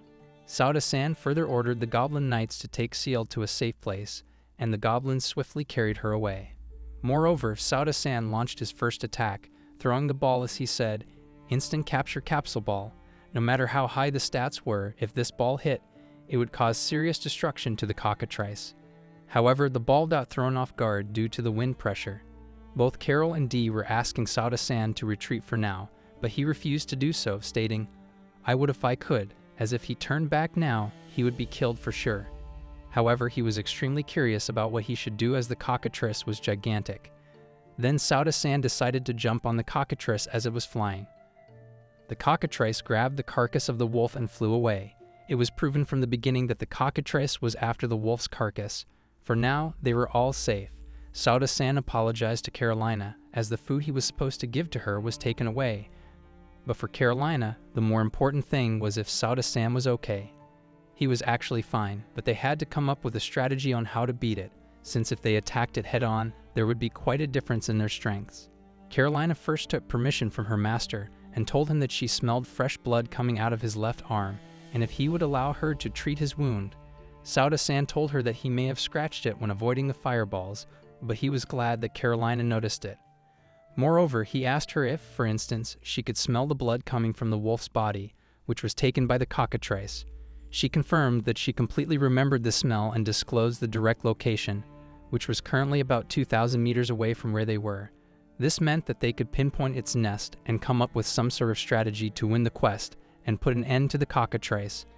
Therefore, he thanked Carol for putting good use to her senses. Moreover, he always thought that it was a good thing for Carolina to be their comrade. Seal, on the other hand, mocked the goddess, saying that she wished a certain goddess to be as useful as Carol here. As soon as all of them started making fun of Dee, she got aggressive and said that she could not overlook the comment just now, even though she could be useful. She asked Sauda-san to give her some task to do so that she could prove herself. Therefore, there was one important thing that Sauda-san wanted to ask someone to do. It was a dangerous task that wasn't something for a girl like Dee. Dee emphasized that everyone should not underestimate her for a moment. With her confidence touching the sky, she continued to assert that she was a goddess and she could do anything. Moreover, Sauda-san asked Seal to make something for her. They had everything they needed for this strategy, and now they were just waiting for the cockatrice. Moreover, 2 hours later, everyone was at the cockatrice's nest. It was a huge deserted tree. Everyone was disgusted after seeing the tree as it had a terrible smell, and corpses were skewered all over the branches. It looked like the cockatrice had these kinds of habits as well. Now they were all getting ready for their mission. They tried to get noticed by the cockatrice by tying Dee to the tree so that she could lure the bird towards her. Moreover, Dee got angry that she was told that she would have to do something. She never knew that she had to act as a decoy, and she started yelling at Sauda-san, calling him devilish for picking such a refreshing name.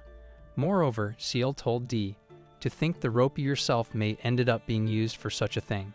Moreover, she added, "It pains me to do such a thing, but this is a job that only you, the goddess of beauty, can do." As Dee heard this, she calmed down a little, and Seal made her realize that she was the only one for this job. However, the operation name for today's mission was Cockatrice Lure Operation. Therefore, Sauda-san believed that it was impossible for normal girls to lure monsters. However, for Aphrodite, it was an easier task as she was the goddess of beauty after all. Hence, after this entire banter, Aphrodite calmed down enough to do the job. Moreover, now Aphrodite had gotten the validation she was looking for as she said, "I guess it can't be helped then." Moreover, she added, "Sauda, you really can't do anything without me, can you?" To which Sauda-san also nodded, saying that Aphrodite is always saving him, but then he laughed it off, claiming it was a lie. Furthermore, to be honest, the bird is not capable of telling whether a woman's pretty or not. However, for the time being, they did need a decoy, so Aphrodite was serving that purpose.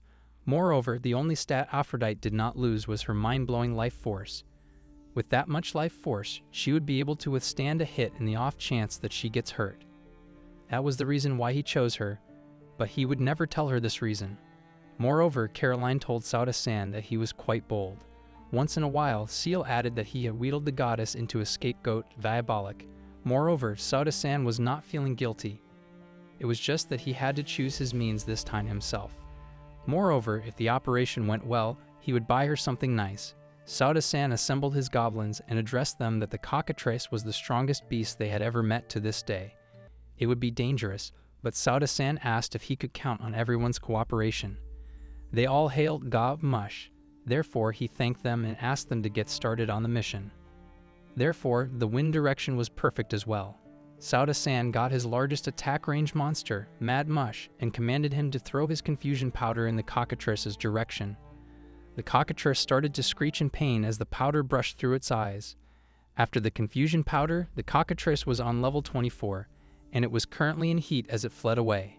Now it was Aphrodite's turn to provoke the cockatrice with all she had. Aphrodite started to call upon the cockatrice, saying, "Cockatrice-chan, come here and let me do nice things to you." It looked like the plan was working as the cockatrice headed toward Aphrodite. When the cockatrice got closer, Aphrodite was filled with fear, and she started to bay, saying she couldn't do this.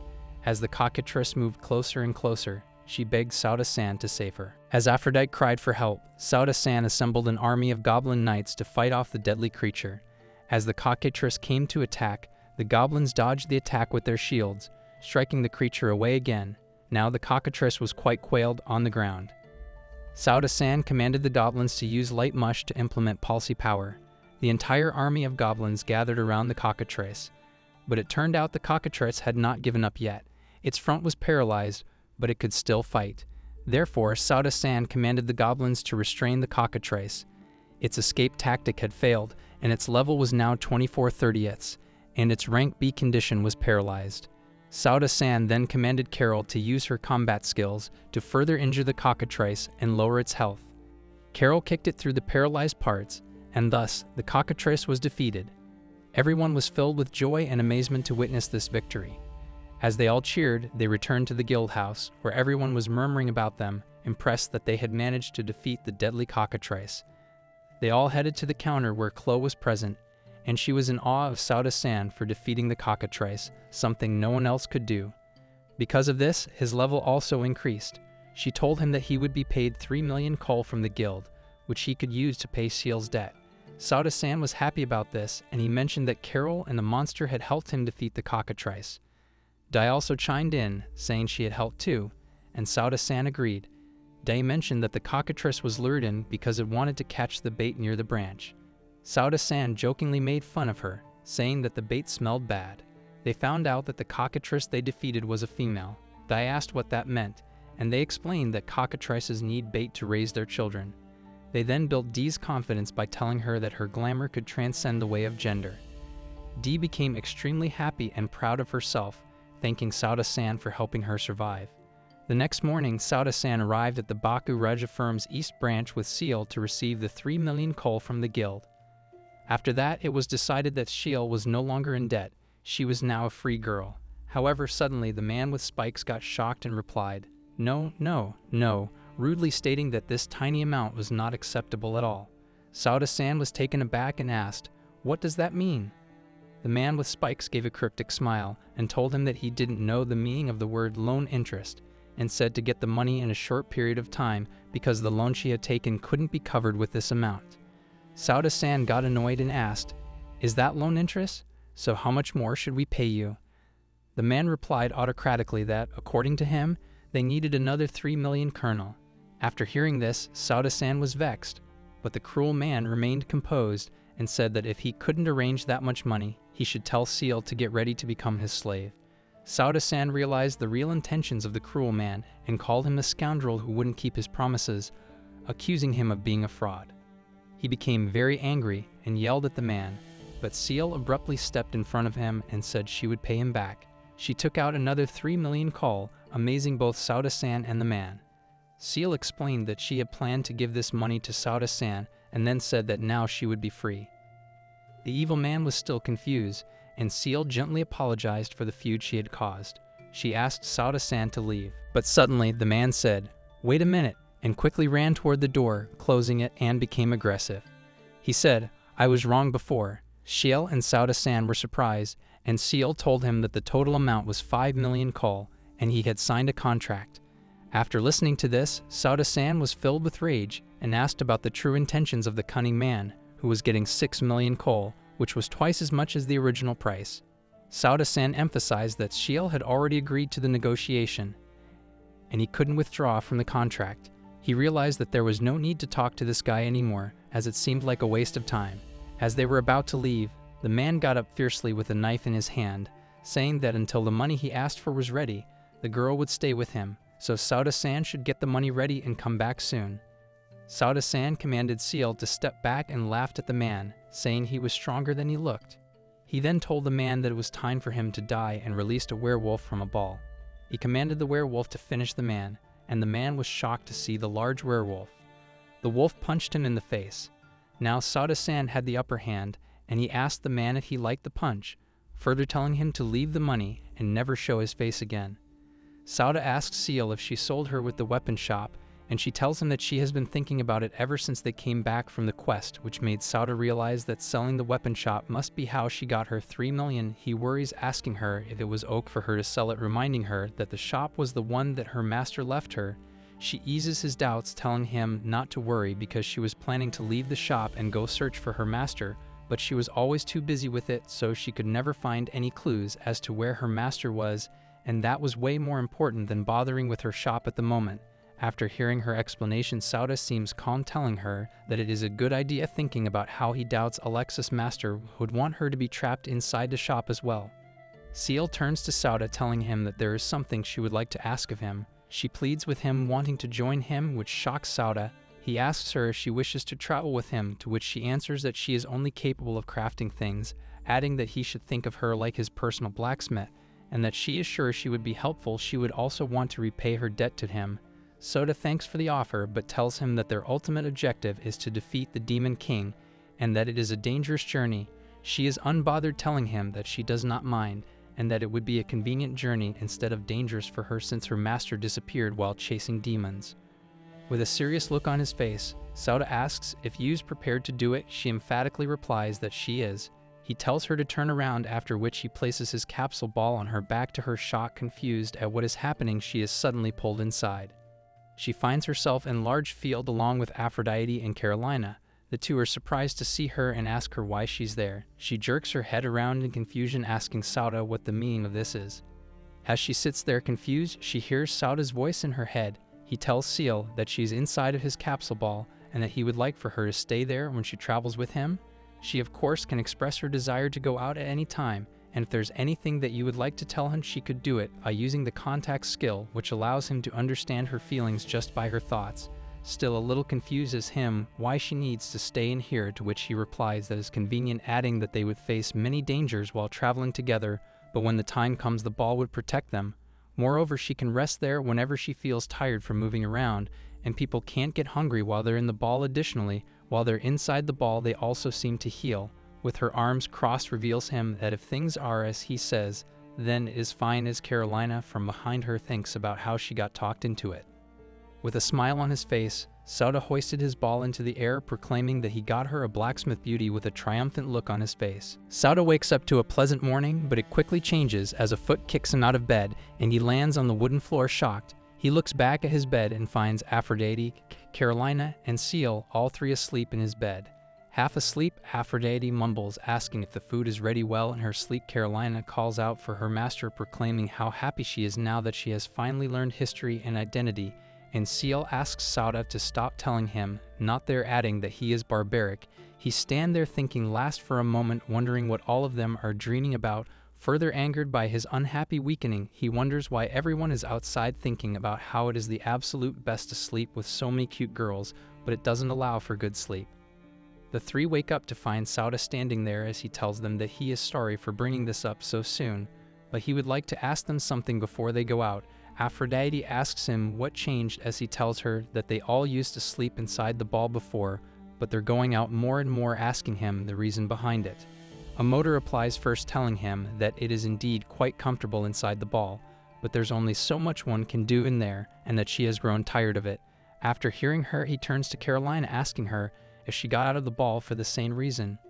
Carolina looks at him with a face of determination, telling him that her objective is to monitor whether Aphrodite might try to attack him. She refers back to when Aphrodite inhaled the confusion powder from the shouldn't, saying that she might do something like that again, which gets a shocked reaction from Aphrodite, who tells her that it was an accident and she would otherwise never have attacked Sauda. Sauda now turns to Seal, asking her why she left the ball. She tells him that she brought her tools, and was this not bored but was lonely without Aphrodite or Carolina in there, which is why she decided to leave. Sauda determined that each one of them have their own unique reasons, but he sees boredom being the root cause of it all and decides to make the ball a more interesting place. He lines the three of them up, asking them if they would like to have something inside of the ball. Aphrodite goes first once again, telling him that she would like a fluffy high-grade bed, and similar to the one that she had back in heaven, adding that it would be the best. Next he looks at Carolina, who tells him that if it was in his ability, then she would be happy with anything, but if she had to pick something, then she would want books, as she believes having a lot of different books would certainly end everyone's boredom. Lastly, Seal speaks, saying that she would want supplies to make robust weapons, and that she finds herself in pure bliss when crafting new weapons.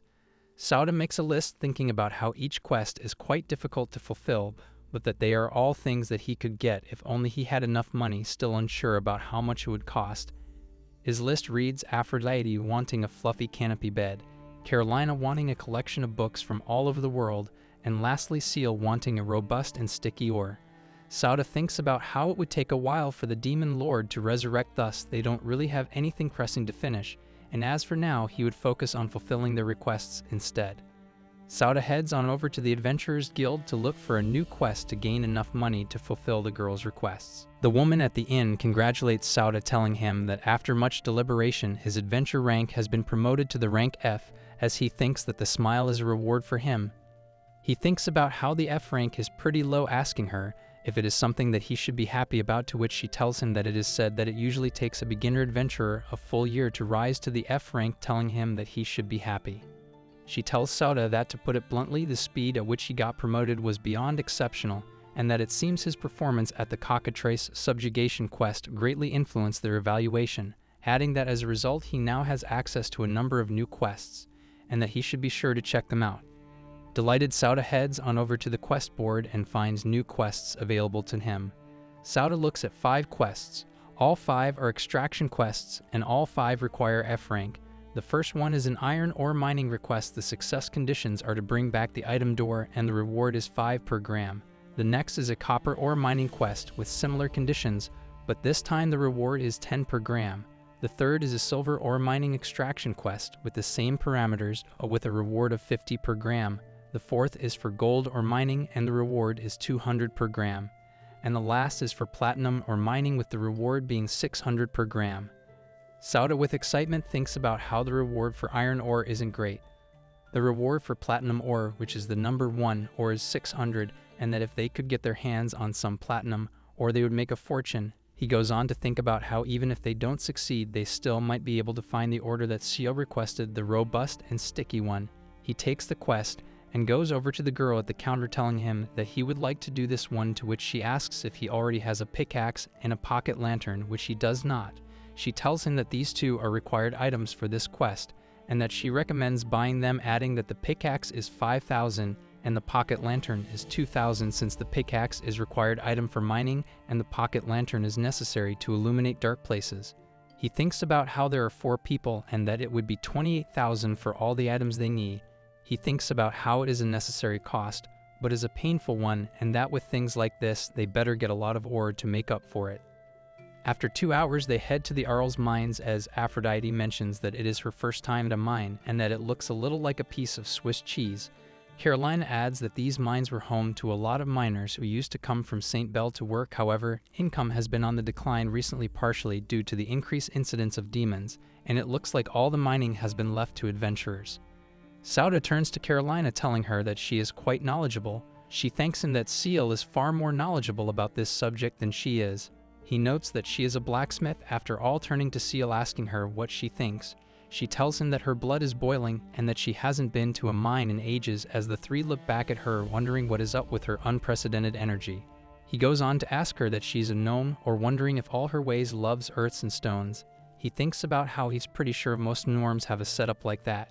She tells him that he is exactly right and that gnomes were originally called spirits of the earth, and at the ore from places like this is a feast for their eyes. She goes on to say that when they find a tasty ore in a place like this, they can take a bite out of it on the spot. Sauda thinks about how that would look, noting that it is a sight he would both like to see underward, but is thankful that she's excited for the quest. He looks at the girls, telling them to start mining and to aim for a big fortune, and they emphatically agree. The 4 enter the mine as Sauda knows that it is really dark in there, realizing that this is why the pocket lantern was required item for the request, and grabs it from the ball. Carol tells him not to worry as he turns back to her, and she holds the small ball of light in the palm of her hand, leading to him asking what it is. She tells him that it is a kind of magic called flashlight and that it illuminates the darkness, and with this magic they can have light for up to 8 hours. Sauda puts his face in his hands, wishing that he knew that before he bought those lanterns, but thinks that Kyle is really amazing being able to use magic like this, and thanks for telling her that he can really count on her when it comes to it. She thanked him for the compliment. As he gets called by Aphrodite, he tells him to come to her for a moment. He looks at her, telling her that he did not expect her to be extracting ores already, as she tells him that she got a lot of them already. She puts out her hand, showing him a stone grade G. Disappointed, he looks at her, telling her that it is just a common stone, which surprises her since it is so smooth and flashy. He tells her to confirm it with her god eye skill, asking why she would not use such a useful skill. She replies, telling him that the skill uses a lot of magical power, so she can't use it often. Sauda thinks about how he thought she would become a bit more reliable with her god's eye skill, but that in the end she's still the same old Aphrodite. As they walk further into the mine, they come across crude iron ore, as Sauda quickly picks it up and shows it to Seal, asking her about the stone. She looks at it, telling him that they can't sell it because it was probably thrown away by some other adventure, and that if the material was worth money, then it wouldn't have been left here in the first place. Disappointed, he gets up and starts walking, thinking about how any order of value must already have been taken, but noting that it does not make our chances of finding anything of value here hopeless, as they start using their pickaxes and mining into the mine. After slamming her pickaxe into the wall of the mine, she presents Sauda with copper ore grade F, which are ores that contain a large amount of copper, as well as iron ore grade F, which are ores that contain large amounts of iron. No choice but to dig it out themselves. As the 3 looks at her amazed, Sauda tells her that it is amazing, asking her how she knew where to dig. She tells him that since the ores are also food for the gnomes, they can smell where more or less of them are. He thinks about how he never knew gnomes had such an amazing skill, and that this was their chance to make a big fortune. He places his hand on her shoulders and asked her if she could guide them to where there's a lot of ore. With a bit of shock on her face, she tells him that it was her intention. To begin with, telling him that his eyes are scary and that he's a little too close to her. He backs off, apologizing to her, thinking that he got blinded by money, and that if Sheol comes to hate him, then it would be all for nothing, and that he should be more careful around her. Carolina and Aphrodite stand behind the 2 looking on, as Aphrodite asks her if she is thinking the same thing as her. She tells her perhaps, as the 2 emphatically proclaim that they should dig too and start digging, as Aphrodite says that they can't let Seal be the only one working hard, while Carolina says that they can't allow Seal to monopolize Sauda's affection. As their eyes begin to burn with the desire to get the ore for Sauda, they note that they too are also incredibly eager. As they walk further into the mine, Sheol points towards a certain wall, telling him that she can smell ore from this wall, which is a means of her ability to note how reliable of a guide she is, as he tells everybody that they should start digging. Aphrodite tells him to wait to ask Sauda if she could do this alone, and that despite appearances she's very good at extracting ores. He questioned what she says, thinking about how it is beyond unexpected, as Aphrodite goes on to tell him that in Monster Hunter they used to call her Aphrodite of the Mining, and that even when the other gods were fighting bosses she ended up with a nickname as she was diligently mining. As she notes that she's talking about a game, however, he agreed to want to see how she does. Aphrodite picks up the pickaxe, telling him to look at her as she heads towards the wall using God's attack. Sauda, however, is enchanted by the swing of her breasts, which he notes is as expected of a goddess. Seal points out to Aphrodite that she will damage the ore if she failed the pickaxe around wildly, to which Aphrodite asks if she should stop.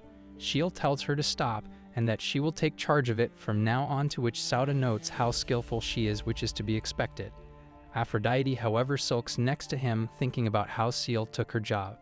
Sauda turns his face and looks back, wondering where Carolina is, and sees her using magic with pure determination on her face on a wall, blasting it open.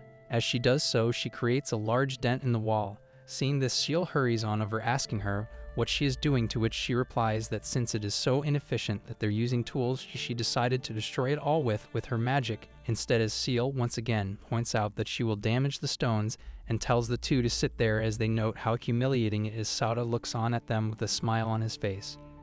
After about 3 hours, Sauda looks over at their mountain of ore consisting of both iron and copper and notes that they have gathered quite a lot. Seal comes over to him, asking if he would mind if she could have parts of the ore that they collected for herself. He asks her that it is fine, wondering if she's going to use it for something. She tells him that she wants to craft some weapons for the goblins, and that will all of these materials she can craft quite a lot of them, to which she replies that would be super helpful, as he was prepared to spend quite a lot on equipment for the goblins, but thanks to Seal it won't be a problem anymore. He once again finds one of the missing, asking where Aphrodite is, to which Carolina replies that she is mining alone because she wanted to gather some materials by herself. He thinks about how this sounds exactly like her, but that he has a bad feeling about this, as the standard they hear a noise in the distance and run over, asking what happened. To find Aphrodite halfway up, being lifted up by mad puppets, level 6 rank F, with the vitality of 52, the strength of 18, magic of 21, and spirituality of 15 without any skills. As she's being lifted up, she calls out to Sauda for help, as he noted there are monsters there. Looking at the side, getting deja vu, thinking that he has seen this before. Aphrodite once again calls out to Sauda for help. As he embraces the sight of her praising the mad puppet monsters in his head, Carolina calls out to him, taking him out of his trance. Afterward, he uses his capsule ball and throws it at the mad puppets, telling them to take their hands off his friend. The ball hits one of them, and he captures them, with one still left holding Aphrodite half into the ceiling, while another one comes out of the ground. The mad puppet lets go of Aphrodite as she falls to the ground, while Carolina proclaims that she won't let them escape. She uses ice magic to freeze one of the puppets from moving, while telling her master to give those ugly monsters a mercy hit. Sauda notes that, as expected of Carolina, she is too talented. Well, he thanks her and throws his ball at the frozen puppets, capturing them, noting that there are a total of 3 mad puppets in his capsule ball. A few hours later, Sauda looks at the amount of materials they gathered, praising the girls. He notes that he got 2 other mad puppets after that, totaling up to 5 mad puppets. Aphrodite looks at Sauda, telling him that she is too tired to continue. Shiel tells him that she feels the same way. Sauda tells the two to get inside the ball and to rest, saying that he will tell them when they arrive at the inn. After leaving the mine, the exhaustion hits Sauda. He thinks about how it was very tiring and that it was their first time mining. He looks out at the desolate large place, thinking that it would be perfect for monster merging. As he said, they should do it before he heads back into the city. He looks at his capsule ball and notes that at this time he has 5 mad puppets. To evolve them, he would require combining 2 of them at a time. Mad puppets are monsters that are subspecies of the raw class and have the potential to evolve into more powerful monsters by merging 2 of them at the same time. Sauda merges 2 of them and creates a Dugoter, which is a ranked rock species level 1 with no skills, vitality of 55, the strength of 25, and magic and spirit of 20, without any skills. He looks at the evolved mad puppet, noting that their stats are kind of mid, but he is far more interested in the fact that the monsters evolve and emerge together, so he should be able to evolve 2 mad puppets together.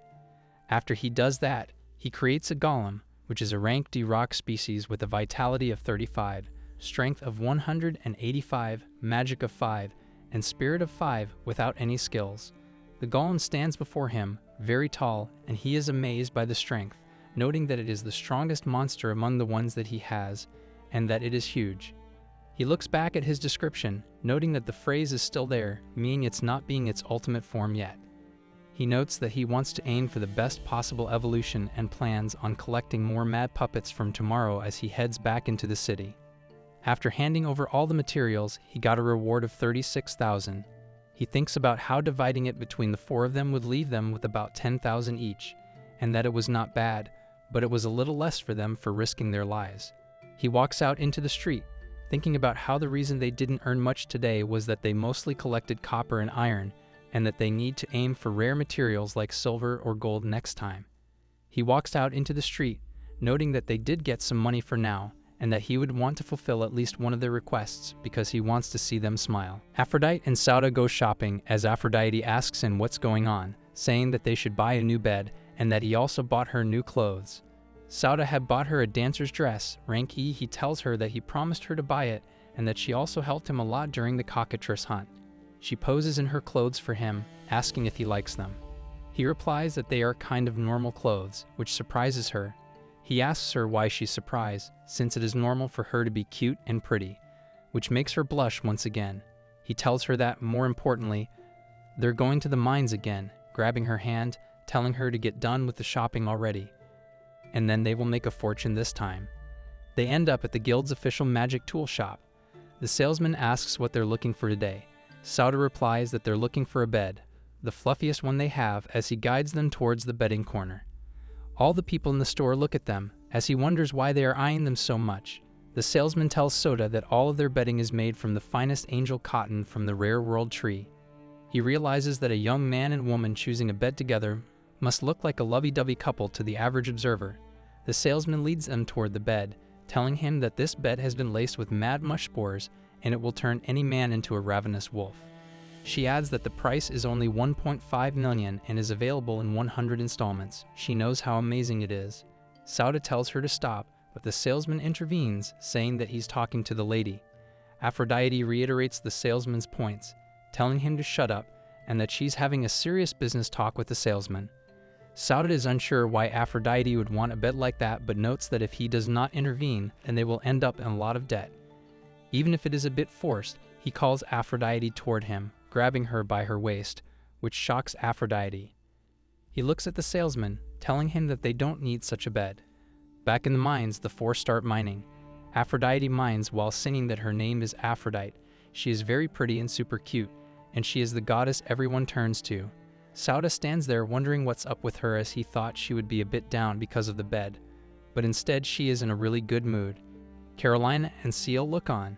Carolina asks Aphrodite what's up with her weird song, to which Aphrodite asks her if she has had the pleasure of experiencing a man's love. Carolina is a bit taken back by her question. Sauda once again thinks about what's up with her.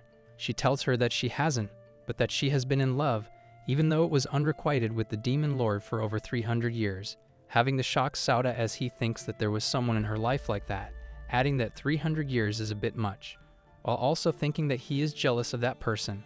Aphrodite tells her that she wouldn't understand her feelings and that she looks like someone who's never had any luck with men. Sauda thinks about how the air has turned kind of heavy and that he should change the subject.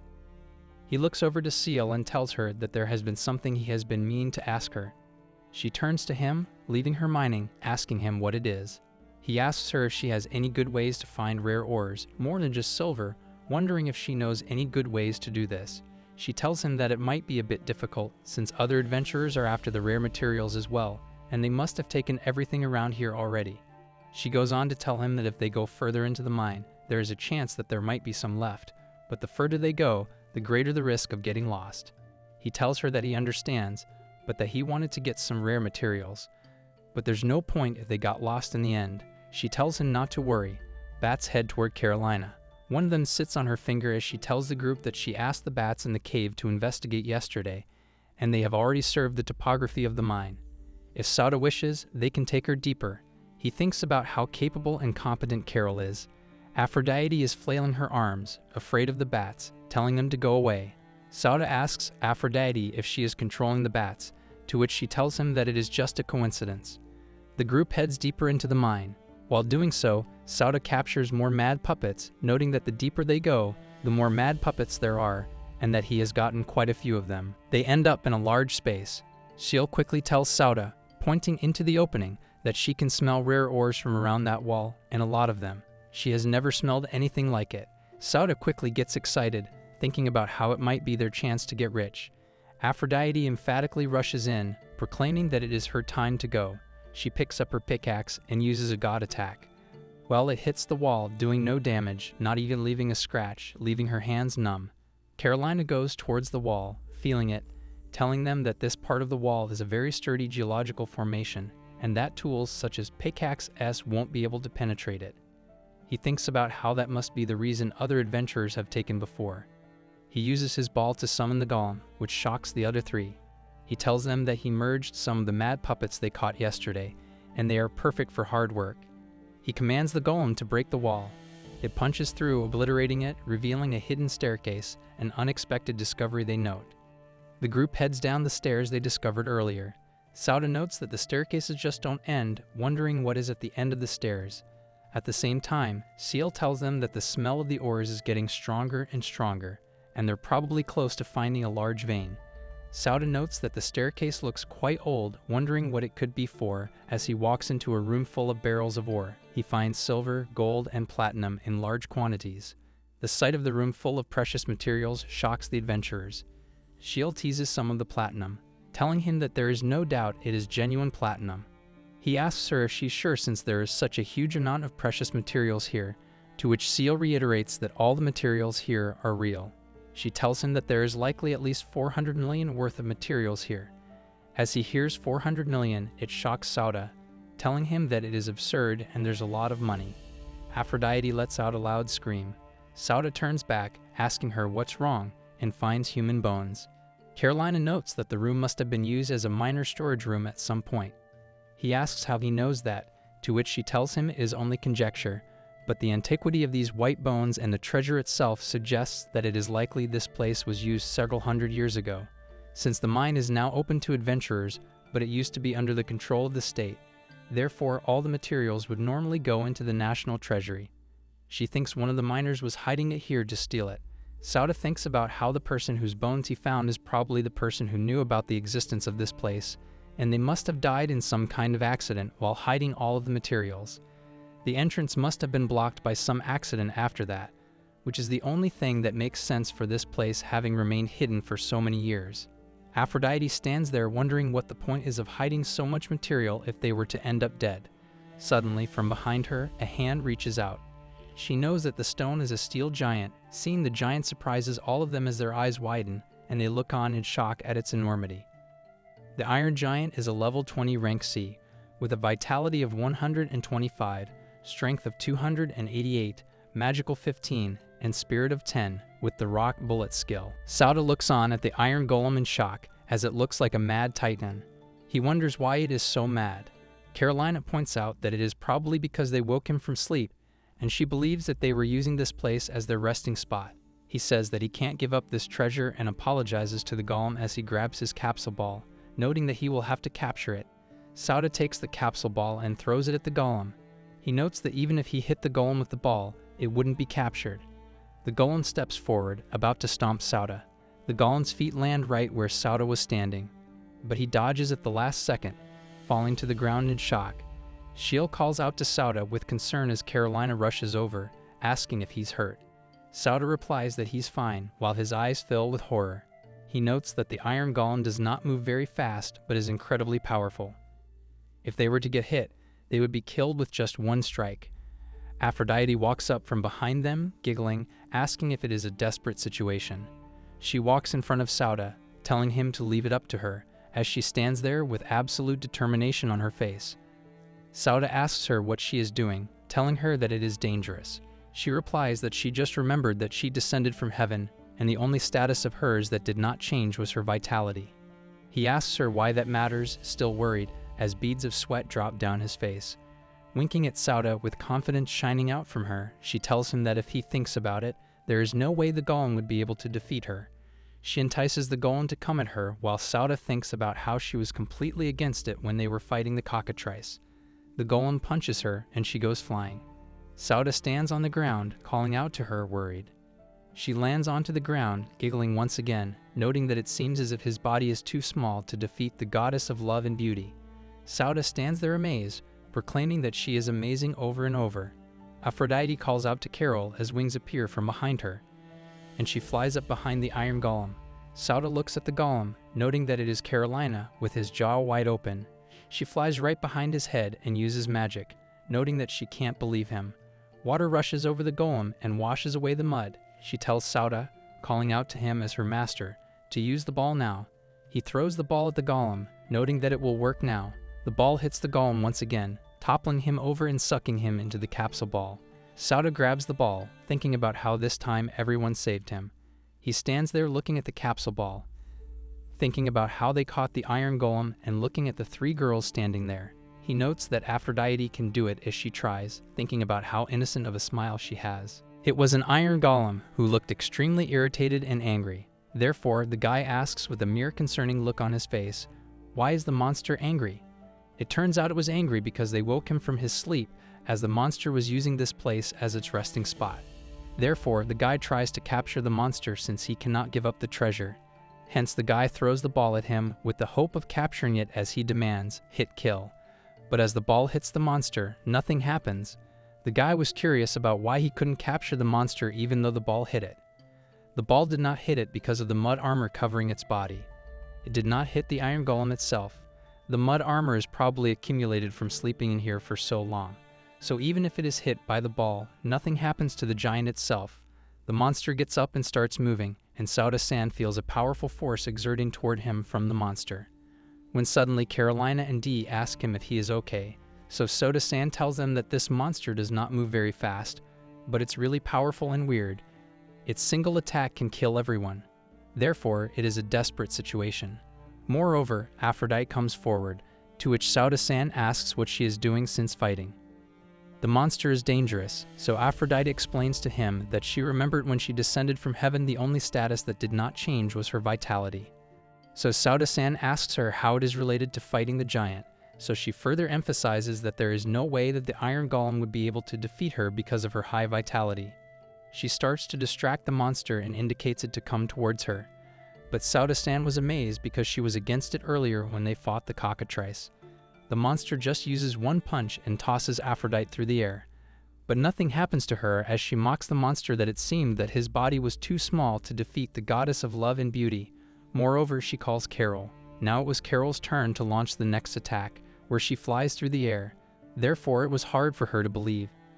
Anyhow, she uses her powers and launches an attack on the monster to get rid of the mud armor covering it and turns to Sauda-san.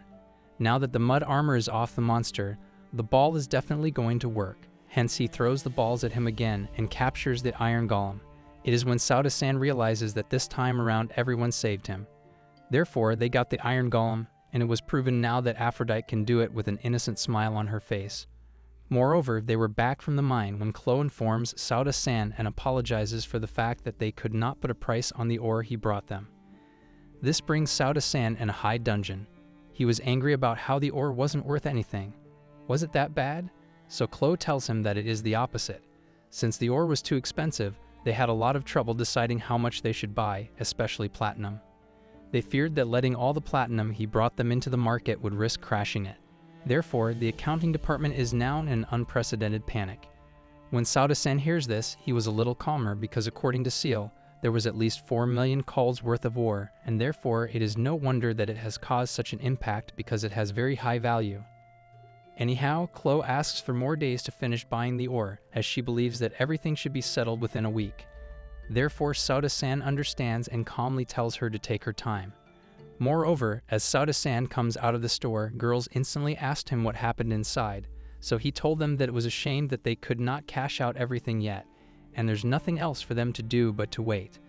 When Aphrodite hears that they have to wait a week, she gets extremely concerned that what if they had brought it to a different store since they have so much ore in their hand, so Sauda-san suggests it would be best to go to a public trader like the guild. It might be hard to sell it for a fair price. Moreover, Sauda-san asks Seal if it was okay that he presented all the ore they had collected today to the guild, so she assures him that the ore they got wouldn't really be useful for crafting weapons. The type of ore she wants is a bit different than the one they got. As they all are heading back to the inn, Sauda-san goes in a different direction. Seal points it out that he is going in the other direction, and the inn is the other way, so he explains that he has something that he would like to do first, and therefore he asks them all to stick with him for a little longer. Hence they go a little further. It was an empty garden-like place, so he tells them that this is the perfect place since they're far away enough from the city. Shiel asks him what he wants to do at such a place, so he replies that he wants to combine monsters. As she heard that, she was extremely shocked and asked him if he could really do that. Then Carolina suddenly remembered that they can't really let the golems out at the inn since it will cause an outrage. To which Sauda-san replies, yep. However, since today was such a big operation for them, Sauda-san emphasizes that they should first start with the mad puppets, combining them into golems. Therefore, the Iron Golem had an ID 761 rock species, rank C, level 1, vitality 80, strength 180, magic 10, and spirit 8. It possessed the skill of rock bullets and evolution. Furthermore, if two golems are combined, monsters that are a subspecies of the rock class have the potential to evolve into more powerful monsters by merging two monsters of the same name. Hence, Aphrodite was extremely amazed and asked Sauda-san if merging two golems gives them an Iron Golem. She asked him if he can combine two of these monsters. To which Sauda-san replies that he was hoping to try that next, by combining the Iron Golem they got now with the one they caught earlier. Hence, Sauda-san was confused about what they were going to get after combining these golems. The golem they caught earlier was an Adamite Golem. It was a rock species with rank B, level 1, vitality 105, strength 350, magic 35, and spirit 30. Its skills included rock bullets, and the evolution condition is that it is a mid-level rock tribe monster there because they only live in remote mountain areas. They have the highest biting ability of any golem-type monster. Moreover, Sauda-san releases the Adamite Golem. It was a gigantic monster and is amazed to see that.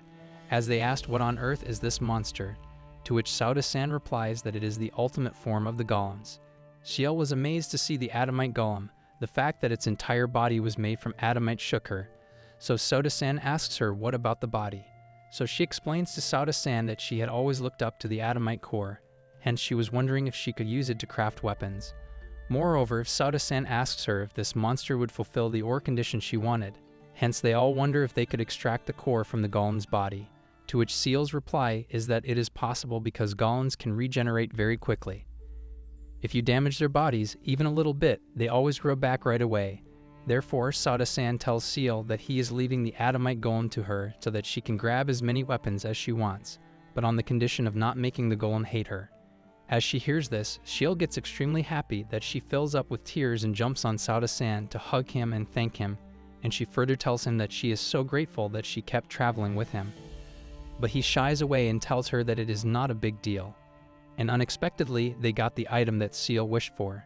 Shiel was very happy as she was hugging the golem. However, on the other hand, Caroline asks Sauda-san if this was really okay since she didn't get any gift. So Sauda-san asks her that her request was for them to gather a lot of books. Hence, Sauda-san asks Carolina to let him know if she finds anything she is interested in. Moreover, Sauda-san glances at Carolina and realizes she is wearing her maid uniform as he says that it has been a while since he last saw her in her maid clothes. To which she replies that she is wearing them since it's quite unlikely that they will have to fight today, and she then asks if she is looking weird or not. However, Sauda-san had a different answer. He thought that she looked good, and he was thinking that they fit her very well, and he quite liked her dressed in them. Suddenly, Carol starts blushing and puts her hands on her head when Sauda-san asks her what is wrong, Carol. So Carol apologizes that she might have gotten a bit too happy from Sauda-san's words and fainted. On the other hand, Sauda-san was a little disappointed because he got really worried. Then Sauda-san thinks to himself that Carol says things like these sometimes, but he is confused about how far does she mean them. She might see him as her life savior, but she sometimes sounds a bit excessive.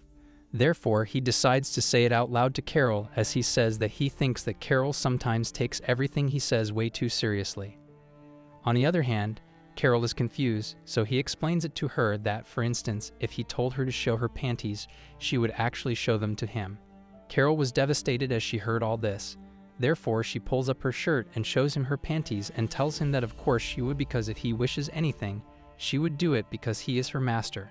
Sauda-san was enraged when he saw her panties. He yells at her, asking her what is she doing, and she hesitatingly asks him if she has done something wrong and apologizes. Anyhow, Sauda-san apologizes that he wouldn't say she made a mistake. He thinks it's her actions that make mistakes. Further, he asks her to stop raising her skirt.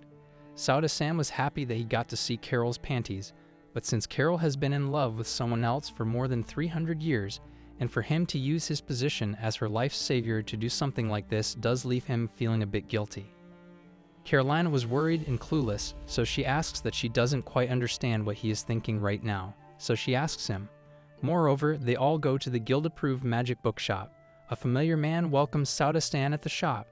Sauda-san looks at him and realizes he looks familiar, so he asks the man if it is not too rude of him to ask if he is perhaps related to the clerk at the magic tool store. Therefore, the man agrees that the guy who works at the magic tool store is his brother. Sauda-san was proud that he was right, but he was shocked that they looked so much alike. Are they twins or something? But he hoped that this guy was trustworthy because he could not trust the clerk. Moreover, Sauda-san tells the man that his store has some rare magic books, to which the man says indeed, and asks him what he is looking for in magic books. To which Sauda-san replies yes, so the man tells him that he is extremely sorry, but the magic books here are extremely expensive. The man at the shop seemed extremely cunning, as Sauda-san was left speechless. Suddenly, Carolina takes out a knife and starts threatening the man as she yells, "Who you think you were saying that to?" And she further tells him not to get too cocky with her. As Sauda-san witnesses this scene, he gets extremely filled with rage and starts yelling at Carol, asking her what she is doing. As Carol sees how bummed Sauda-san was, she starts to apologize to him as she says that this man was too rude, and she was thinking about cutting his tongue off or something like that.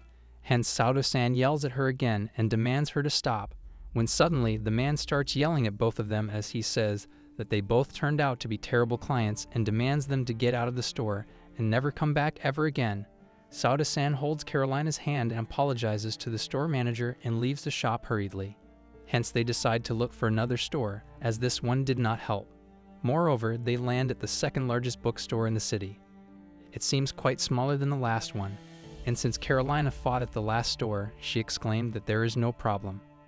Books are about quality and not quantity, so there is no need to step foot in a place like that again.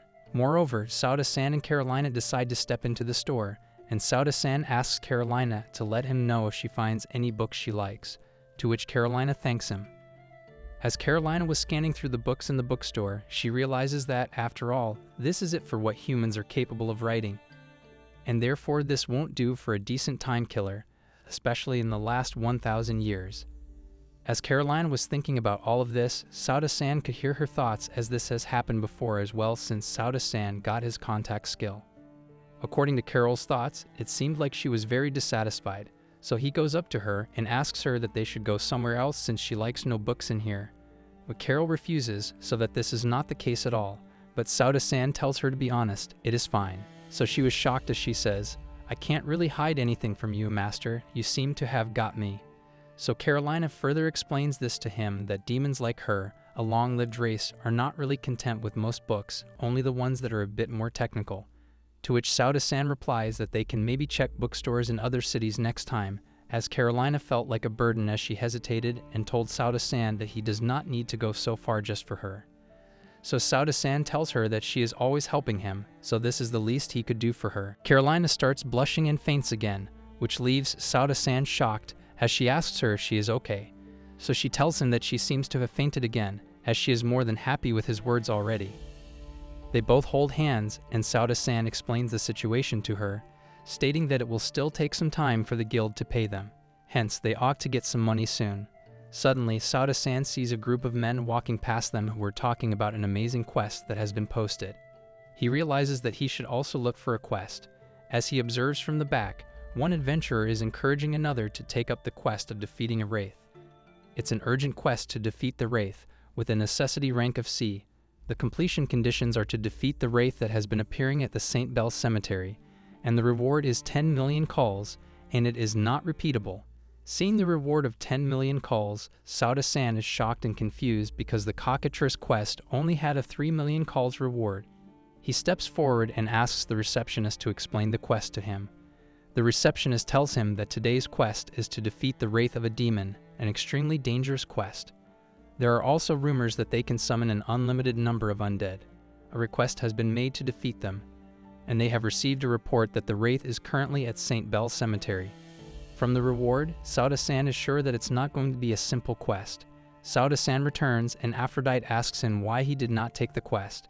He explains that he mentioned before that at times like this, they should consider both the risks and returns.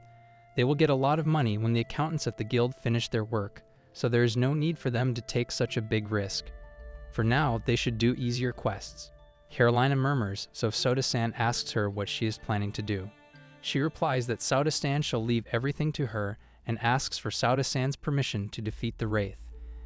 Everyone wanted to confront her about it. However, there is an overwhelmingly high chance that the wraith has been willingly ignoring this rule, and they have made the rule to avoid interfering with them as much as possible. Since demons lost the battle with the humans, demons have a lot of trouble too. If that is what she intends to do, then she wants to respect her wish. Therefore, Sauda-san allows Carolina. Moreover, she explains one condition and emphasizes taking her along since he can't let her go alone for such a dangerous encounter. After telling that, Carolina becomes really rich and bearable as she says, "I'll be sure to repay you one day." Sauda-san suggests that maybe if they confront the wraith with more numbers, they might be able to put up a good fight. It seemed that the wraith only appears at night, so Sauda-san asks Seal why they are heading to the cemetery right after sunset. Seal is afraid to stay there alone, so Sauda-san suggests that if she is so depressed, she could wait inside at the inn. As Seal looks at Aphrodite, she is calm, so Seal asks her, "Aphrodite-san, aren't you scared?" Aphrodite replies that she is not. Moreover, she asks Seal if she is the type to get scared by ghosts. Seal tells Aphrodite-san that she is really amazing. Aphrodite, proud of herself as she is still a goddess, states that if a ghost appears in front of them, she will purify it with holy water. But Sauda-san, who thinks that maybe it's his imagination because he can view Aphrodite's speech, has anything but a bad omen at this point. Therefore, Seal-chan starts apologizing to her for everything and shows off her ability, telling her that she will protect her. Moreover, 30 minutes later, in the dead of night, it was going exactly how Sauda-san thought it would go, and in fact, it was so much as expected that it's surprising. Aphrodite asks Seal-chan to walk more slowly. Seal is a bit tough on her and mentions that it's not like what Aphrodite said before, adding, "Aphrodite, don't use me as a mirror." This makes Aphrodite angry since she was just trying to protect Seal, and she tells Seal that it's easier to protect her from behind. As Sauda-san walks slowly, Aphrodite approaches him and starts to tell him not to go forward alone, asking if he's planning to leave them behind. Sauda-san responds with the same energy, asking her not to cling, and tells her that if she's scared, she should just wait inside the ball. Aphrodite insists that going back to the ball would mean the same as chickening out of the quest, urging everyone not to get things wrong, and stating that she's not hungry. Seal is scared of being left alone in the ball, and as Carolina hears them, she realizes that both Aphrodite and Sauda-san have their reasons to stay outside the ball. Suddenly, they hear a voice coming from the bushes, and they all listen attentively. It turns out to be a scary figure that startles everyone. It's a Hidodama, level 15/15, rank E with Vitality 10, Strength 0, Magic 153, and Spirit 32, possessing the skill of Fire Magic Elementary. Aphrodite and Seal are startled by the situation and start yelling. Sauda-san decides to have the two of them inside the ball for safety. Carolina takes the initiative to attack the Hidodama, and Sauda-san releases the Iron Golem to protect them. The Iron Golem engages in combat, and Sauda-san notices that the Hidodama seems to be repeating the same attack again and again, but not causing any harm. It appears that the monster is simply being controlled by the Wraith, and it's not attacking them because it was ordered to attack only those who got too close. This strange behavior is probably due to the Wraith's influence. Sauda-san realizes that this situation is convenient for him. He decides to throw his capsule ball at the Hidodama, remembering that, as if in a game, this action would be considered taboo, making him a robber for taking other people's monsters. However, he wants to figure out if the absolute domination ball works on monsters controlled by others. Despite his concerns, he throws the capsule ball at the monster, and it seems to work. The first obstacle has been breached, and Sauda-san can't help but feel like a cheat at times. Sauda-san had successfully claimed the Hidodama as its own, making it the fourth monster he had claimed. However, he still had no idea where the wraith was. Sauda-san and Carol had decided to split up to make it easier to search. Suddenly, Sauda-san got timid after hearing a voice coming from a grave. The voice said to Sauda-san, "Are you the one who was defeating my companions?" Sauda-san turned in shock and said, "Is this the voice of the wraith?" While Sauda-san was still confused and looking in every direction, the voice replied in a taunting tone, asking why Sauda-san was looking everywhere but not at him. When Sauda-san looked, he was astonished to see that the wraith was a little Yuko. She is a wraith species, ranked A, with vitality 488, strength 325, magic 1011, and spirit 258.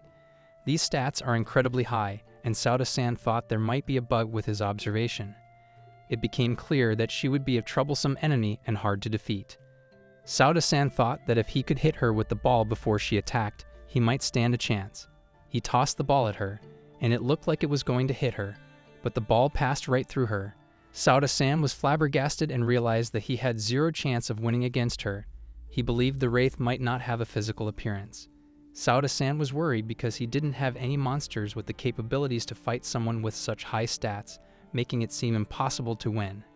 After seeing Sauda-san's failed attempt, the girl laughed at him and called his attempt poor. She asked why she shouldn't attack him. In response, Sauda-san tried to convince her to talk things out, but she apologized and told him that she had thrown away irrational things like feelings long ago. She had no inclination to grant his wish. The wraith initiated another attack, intending to make Sauda-san rot in hell with her. Sauda-san was ready to face his fate, believing he would be killed by such a cute girl. Suddenly, Sauda-san heard a voice. It was Carolina, her eyes filled with rage as she pushed Sauda-san back, transforming into her vampire avatar. What Sauda-san witnessed, how Caroline was so brave, she looked like she had now risen beyond anything he had ever seen before. Sauda-san realized that if one person came to think of it, he had seen it before. He fought with an iron golem, and when he did, he saw it change its appearance to normally take human form, surprising them with its power. Sauda-san absolutely had faith in Caroline, since if that is what he really is. Yuki tells Sauda-san that in the little time she has been away, she noticed that he has improved his skills. And then Sauda-san realizes that his armor is in shreds, but he is mostly intact. What he means is that he looked for a second, and then suddenly the little girl explodes. She was confused and said, "How did you get in here?" So Sauda-san asks Karo about the head maid, and if she knows about that lace. Therefore, he added that he thought she said earlier that she had put her feelings aside, and now he is freaking out. Karo refers to Yoko, saying that she has come a long way since she never thought the day would come when she would turn on her. Yoko then replies that she had no animosity towards Lady Carolina. Moreover, Yoko tells Karo that her head is held high. Yoko was kneeling down in fluid motion.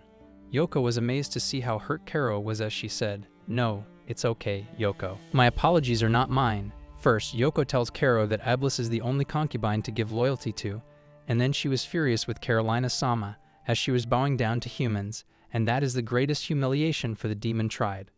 She adds that they did not pry into your affairs or she might get killed. Moreover, Yoko apologizes to Sauda-sama as well, saying, "I am sorry, Mr. Adventurer." She further adds, "I am sorry to inform you that I did not know you were an acquaintance of Lady Carolina's." On the other hand, Sauda-san is confused. Moreover, he tells Yoko that there is no problem. Furthermore, Carolina requests Sauda-sama to leave her disposal with her since she wanted to tell her to never misbehave with humans again. Anyhow, Sauda-san leaves everything with Carolina and tells her to go easy on them. Moreover, the original aim was to take down the wraiths, but now they can't do that to anyone in Karo. Therefore, if Karo had given them a good warning, their presence wouldn't have been a problem. Furthermore, Carolina goes to Yoko and tells her, this time, by the mercy of Lord Soda, which is deeper than the sea, he was pardoned because he never attacked a human being again. Hence, Yoko shall be thankful. However, Carolina added, "That's one thing for the master to forgive you, and there's another for me to forgive you." Carolina first tells her that she will definitely pay for the crime of burning Sauda-sama's precious piece of clothing. Therefore, Carolina attacks Yoko, and Yoko keeps asking for mercy. Sauda-sama was surprised by what was going on, as Carolina had made Yoko lie upside down, and she told her that she would slap her hips/ass 100 times, and if she tried to flee or resist, more would be added. Carolina continued to slap Yoko when she begged her to stop. Moreover, Sauto-sama was amazed, as he thought physical attacks did not cause wrath. So he asked if there is a difference between wrath demons. However, she decided to take off the lace Yoko had. 10 slaps were made, and Yoko would not stop begging. Sauto-sama, on the other side, did not believe what he was seeing as he looked at Karo. Moreover, the monster annihilation was successful. Aphrodite asked if they had just let the wraith named Yuko run away, and therefore the priority was to fix the problem. Hence, they were not receiving prize money from the guild as well. Yuko was Carolina's colleague from his last workplace, and she was working as a waiter. Yuko was working alone to handle a part-time job. Aphrodite was curious about what demons do for work, so she further said that she worked alone and handled a part-time job. This means she was nothing much. She further mocked that her position was on the lowest ranks of demons, but it turns out from her status that she was not a low demon at all. She was not weak at all. Yuko was on level 32, S-Class, with Vitality 488, Strength 258, Skill and Fire attributes, and Intermediate Magic.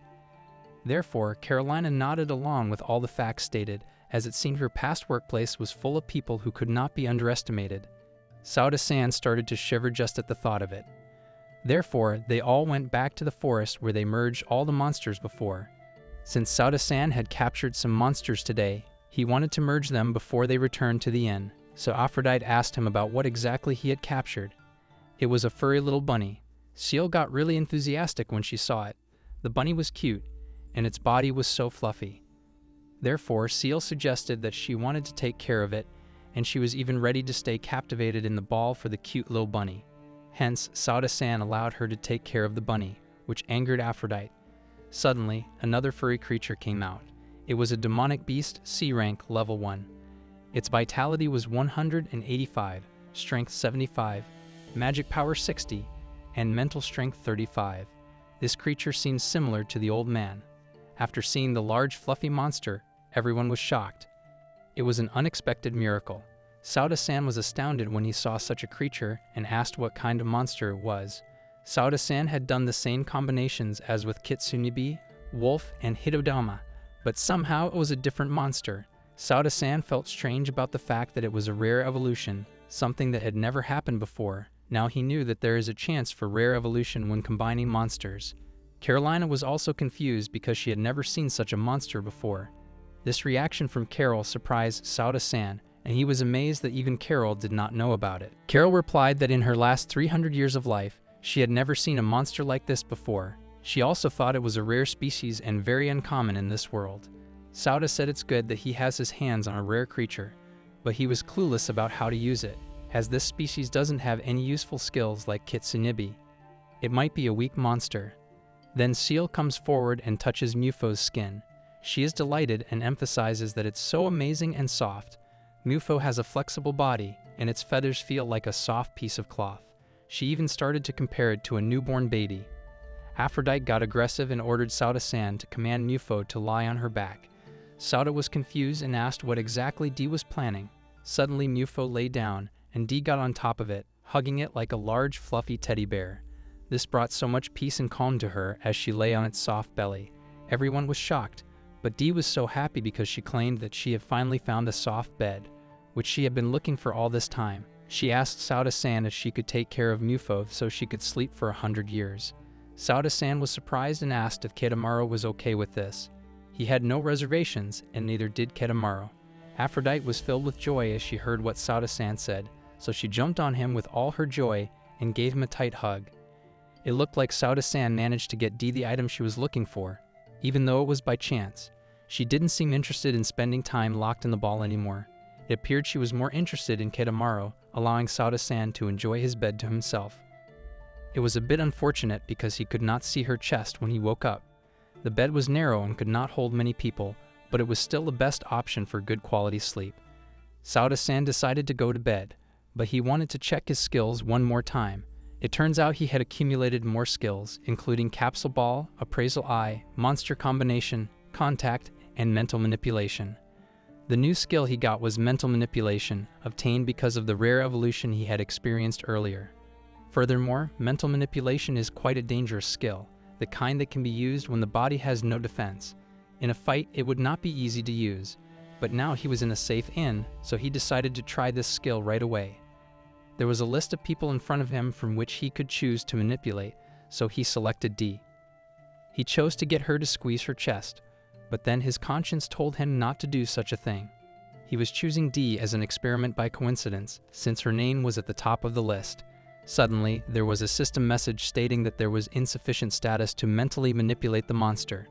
It turned out the Mad Mushroom's disarray powder had a stimulant effect. It gave him the opportunity to do erotic things, but he felt guilty and decided to give up and choose the monster instead. Furthermore, he started trying the mental manipulation skill, beginning with the Mad Mushrooms. Sauda-san was successful in using the mental manipulation skill. This meant he was inside the ball. He wanted to find out where the 3 girls were, so he sought Yasha's help. Sauda-san had always been curious about how they would spend time in the ball. First, he found D. Wherever she was always asleep. Sauda-san noticed something. Whenever she slept, she wore attractive night clothes. She was in a deep sleep. Moreover, there were only girls and monsters in the ball now, so it was no wonder D was asleep without any defenses. As Sauda-san watched D, he thought he was going to die and apologized to the Mad Mushroom. Furthermore, it seemed like Sauda-san's bad intentions were caught by Kid Amaro, but if he took care of D, he didn't think he could stop. Then there was Karo.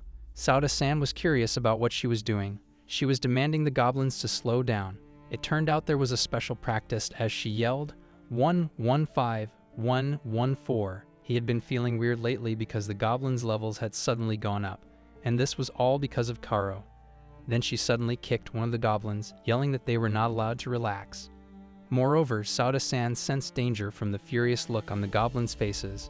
His body felt heavy. Moreover, as Karo caught the resting goblin, she started to yell at it again, saying, "Why did your hands stop moving?" Therefore, she instructed the goblin to bear the consequences together. Right now, she was trying to increase their burden from 5 times to 10 times. Moreover, the goblins seemed very tired. On the other hand, Karo had manipulated the burden of the goblin knights.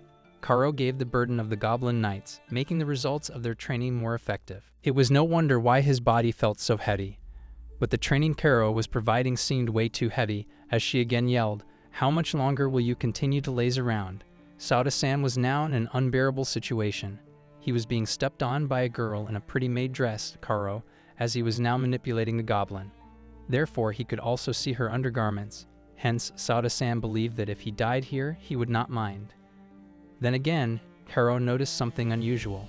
So she yelled again, asking the goblin if he really was a goblin and where exactly he was looking, as his eyes had the gaze of a lowly human eye.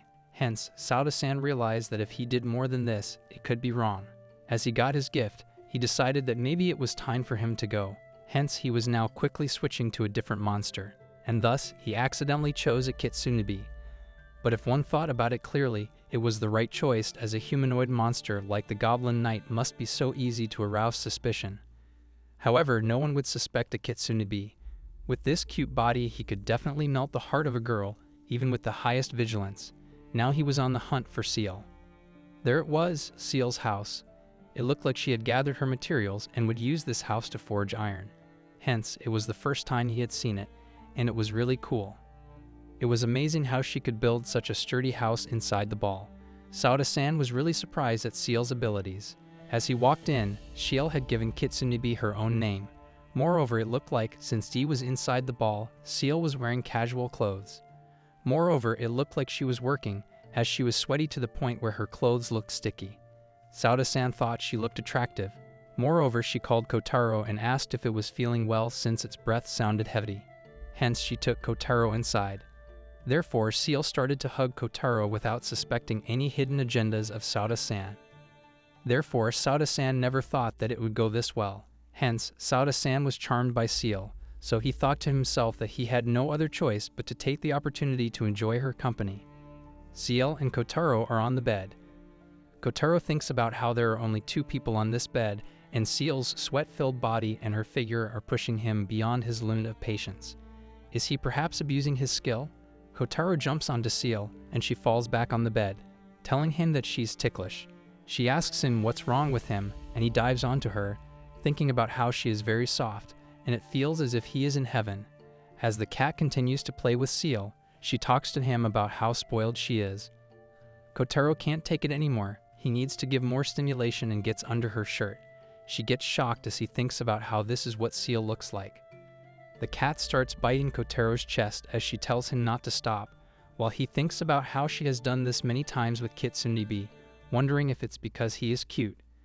Kotaro thinks about how Lexa looks innocent on the outside, but is quite perverted on the inside, and if that is true, it is good. As the two are playing, Seal hears a knock on the door, and Carolina walks in, stunning Seal, who gets up quickly and puts her clothes back on. Carolina asks her what's wrong and why she's in a panic. Seal tells her that everything's okay, asking Carolina why she's here, certainly wondering if there's a problem. She tells Seal that it is nothing, but that ever since then, she has felt the presence of her master. As her entry makes Kotaro upset, he was just starting to enjoy. He goes on to think about how he can continue when Carolina leaves. Carolina proclaims that she can sense her master, stunning Kotaro as he thinks about how he might have been caught. Lexa proclaims that there is no way that Sauda could be inside the ball, and Kotaro agrees. Carolina tells her that it's not wrong that she would feel Sauda's presence around here since, when somebody reaches her level of abilities, they begin to smell spirits. As Lexa hears that, he thinks about how creepy it is, while Seal tells Carolina that Sauda is a monster tamer, and there is no way that he would have caught himself. Carolina agrees with her, telling her that perhaps among the monster tamer's skills, there is some kind of skill that makes it impossible to get into the ball. Lexa thinks about what Carolina said for a moment, agreeing with it, saying that it could also be possible but that they won't be sure unless they directly ask Sauda. Carolina agrees and Sauda thinks about how he is safer now, morphed as Kotaro. Carolina starts to leave the room, apologizing for interrupting. Kotaro at night, telling her that she will see her tomorrow. But before she goes, she tells her one last thing, which is not to use monsters to satisfy herself too often, hitting this completely stunned Seal and leaves her speechless. Sauda lays there in bed next to his capsule ball as he thinks about how it is really dangerous, and he can't use this skill for a bad purpose since Carolina is too good at such kind of stuff, and nothing can escape her sight. He further thinks about how, for now, he should just not use the mental manipulation skills. As Sauda enters the guild, people talk about him as he has entered the limelight now after beating the Wraith. They wonder if he is the one who beat it, talking about how he is just a regular kid. Sauda thinks about how there's a strange rumor going around about him even though it was Carolina who beat the Wraith. However, just in case, he made a report like that to Sauda, and it didn't work. Sauda went to Chloe and told her that the race won't trouble anyone for now. While he was walking through the guild, someone approached him, asking if his name was Sauda and asking for a moment of his time because there is something he wanted to talk to him about. He asked him who he was, and he introduced himself as Guard Westberg, adding that he grew up in a family of noble heroes. Guard was 22 years old, and hearing the word hero had shocked Sauda. Guard told him that his ancestors contributed a lot to the war against the demon Lord 300 years ago, and that since then, the country recognized the Westberg family as a family of heroes, and let the people born in the Westberg family continue to train their abilities to face the demon lord who is set to revive soon. Sauda thought about how this guy suddenly started to talk so much, as he asked him what the problem with him was.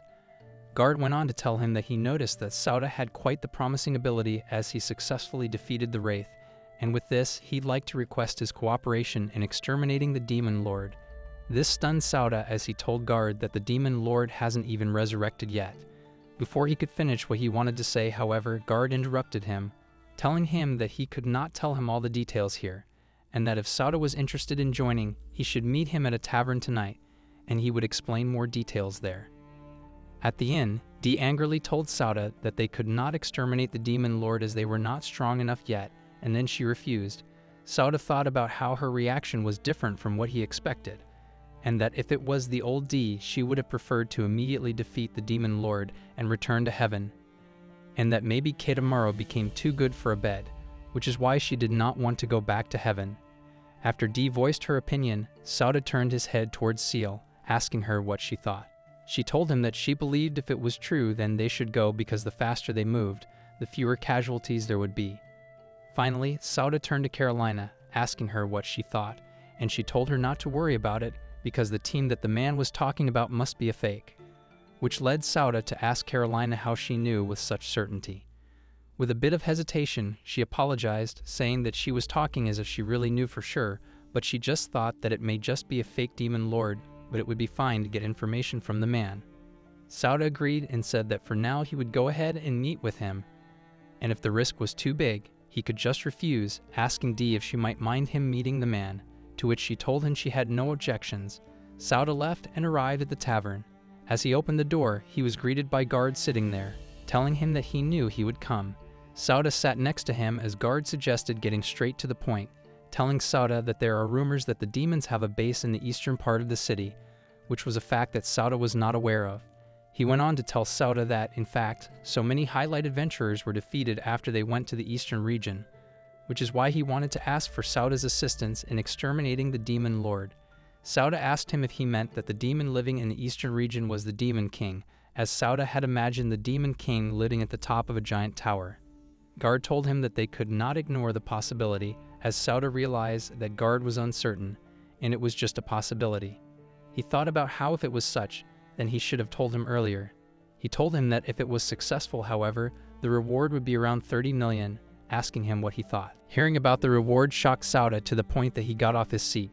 He was told that he was a descendant of heroes, which is why preparing that much money was quite easy for him. Sauda thought about how, from what he had said earlier, the demon he was referring to was certainly not a demon king. But just by defeating the fake demon lord, he could get 30 million, which is quite a good deal. Sauda thought about how the reward from the mines was still there, but it would be better if he let it continue to grow. After thinking for a while, he agreed, telling him that he would try to do his best. Guard was quite pleased to hear this, and they shook hands and proclaimed that they should fight together for world peace. Sauda and Guard left, and as they both parted ways, as Sauda walked the streets, a bat sitting on his shoulder flew up and headed towards Guard. At his place, Guard sat thinking about how Sauda was too easy. One of his accomplices went over his plan, which was to make an adventure fight against the Demon King, and when he got the Demon King weak, Guard would take the last hit. Guard told him that that was exactly the plan, and that if it was a high-level demon instead, then they would just sacrifice VM and run, to which one of his accomplices raised his gas, proclaiming how much of a genius their boss was. Guard talked about how he was truly grateful for his hero's blood, since just the name alone of hunting demons and the existence of demon kings, he as the leader of heroes got a hefty reward from the country, proclaiming that Demon King extermination business was the best. His accomplice burst out laughing, proclaiming that he never thought such words would come from a hero's descendant's mouth. As Carolina's bat gathered information and came back to Carolina, telling her everything, she proclaimed that Guard had used the Demon King's name for such a lowly purpose, and how, for such an offense, she would never forgive him. The next day, Sauda and his team headed for the extermination of the Demon King. Sauda, Carolina, Dee, and Seal arrived at their destination, standing in front of a large abandoned mansion with lots of windows. They spoke about how this was the mansion they were told about yesterday. Dee asked if they were really going to go inside, and how if there was a real demon lord inside the mansion, the current Sauda would be blown away in a single breath. Seal talked about how she was scared too, and the things they said got Sauda worried as well. He wondered if there was a real demon lord inside. He told the two that they had nothing to worry about. Carolina proclaimed that the magic she felt inside the mansion was not that of the demon lords, but instead, there seemed to be a high-ranking demon inside the mansion, but it would be easy for her master Sauda to defeat. Sauda thought about how he always believed Carolina talked too highly of him as they ventured inside. While walking into the mansion, Sauda thought about how as long as Carolina was there with him, he did not believe they would lose against anything, but that he could not be too sure about what would happen, and that they needed to stay alert. As Sauda slightly opened the door and peeked inside, seeing that there was no danger, his entire party entered. He proclaimed that the mansion was old and dirty, but quite a good mansion. Carolina was amazed and speechless at the amazing bookshelf, talking about how it was full of high-quality books. Sauda thought about how with all these books, Carolina's wish to have a library full of books from all times and places could now be fulfilled. Carolina agreed, proclaiming that as long as she had these books, she would never feel bored inside the capsule ball again. Sauda thought about how he never thought he could find the books Carolina wanted inside the mansion, but that he could take this bookshelf along with its contents inside the ball. However, for now, he needed to do something about the demon who lived here, also thinking about how he did not know who this demon was. While the two stood in front of the bookshelf, they heard a noise from the distance as they rushed over to the sight of Dee calling out to Sauda. Dee was faced with ghouls. They had an HP of 118, a strength of 82, magical power of 15, and WP of 10 without any skills. Dee remarked that these were some pretty gross monsters. Turning to Sauda as he charged forward, she told him to leave it to him and that he would put them in the ball. But before he could do anything, she told him to wait, as they also lived inside the ball, along with anything else, and that they did not want these rotten monsters inside with them, as they smelled really bad. He then summoned Kotaro, proclaiming that he would count on him. Kotaro used a fireball to incinerate the monsters. Sauda quipped that the former rotten corpses were now cremated corpses, while Seal played with Kotaro, petting him and proclaiming that they were great. The four further explored the mansion, and as they reached a door, Carolina proclaimed that there was no mistake, the demon that she told them about was inside. Sauda leaned forward, grabbing the handle and prepping their team. As they opened the door, they found a sight they had not expected. They found a female demon who was in a state of undress, which left Sauda speechless. From behind Sauda, Carolina called out to the demon, calling her Yuko. Yuko looked at Sauda, proclaiming that he was the boy from before and asking him what he was doing here, telling him to go away. Carolina now stood beside Sauda, asked if she remembered her, as Yuko called her the head maid. Her presence further confused the demon. She asked what Dee had done with her being here, since this was her mansion and that she was changing clothes in her room. By that point, Dee and Seal had joined the two, asking Sauda what had happened. Seal questioned if Sauda knew who the girl was. As an unexpected reunion occurred, Sauda told them to listen to Yuko's side of the story for now. Yuko, now dressed, sat on the chair. Sauda told her that he believed she lived in the cemetery, questioning if she truly lived there. She told him that she just went there to make new minions, and since there were a lot of corpses present there, she could use the materials available. A bit of sweat rolled down Sauda's cheek as he thought about how Yuko used the corpses as materials. He then said that she never thought there would be so many adventurers and demon hunters going after her, calling the humans damned.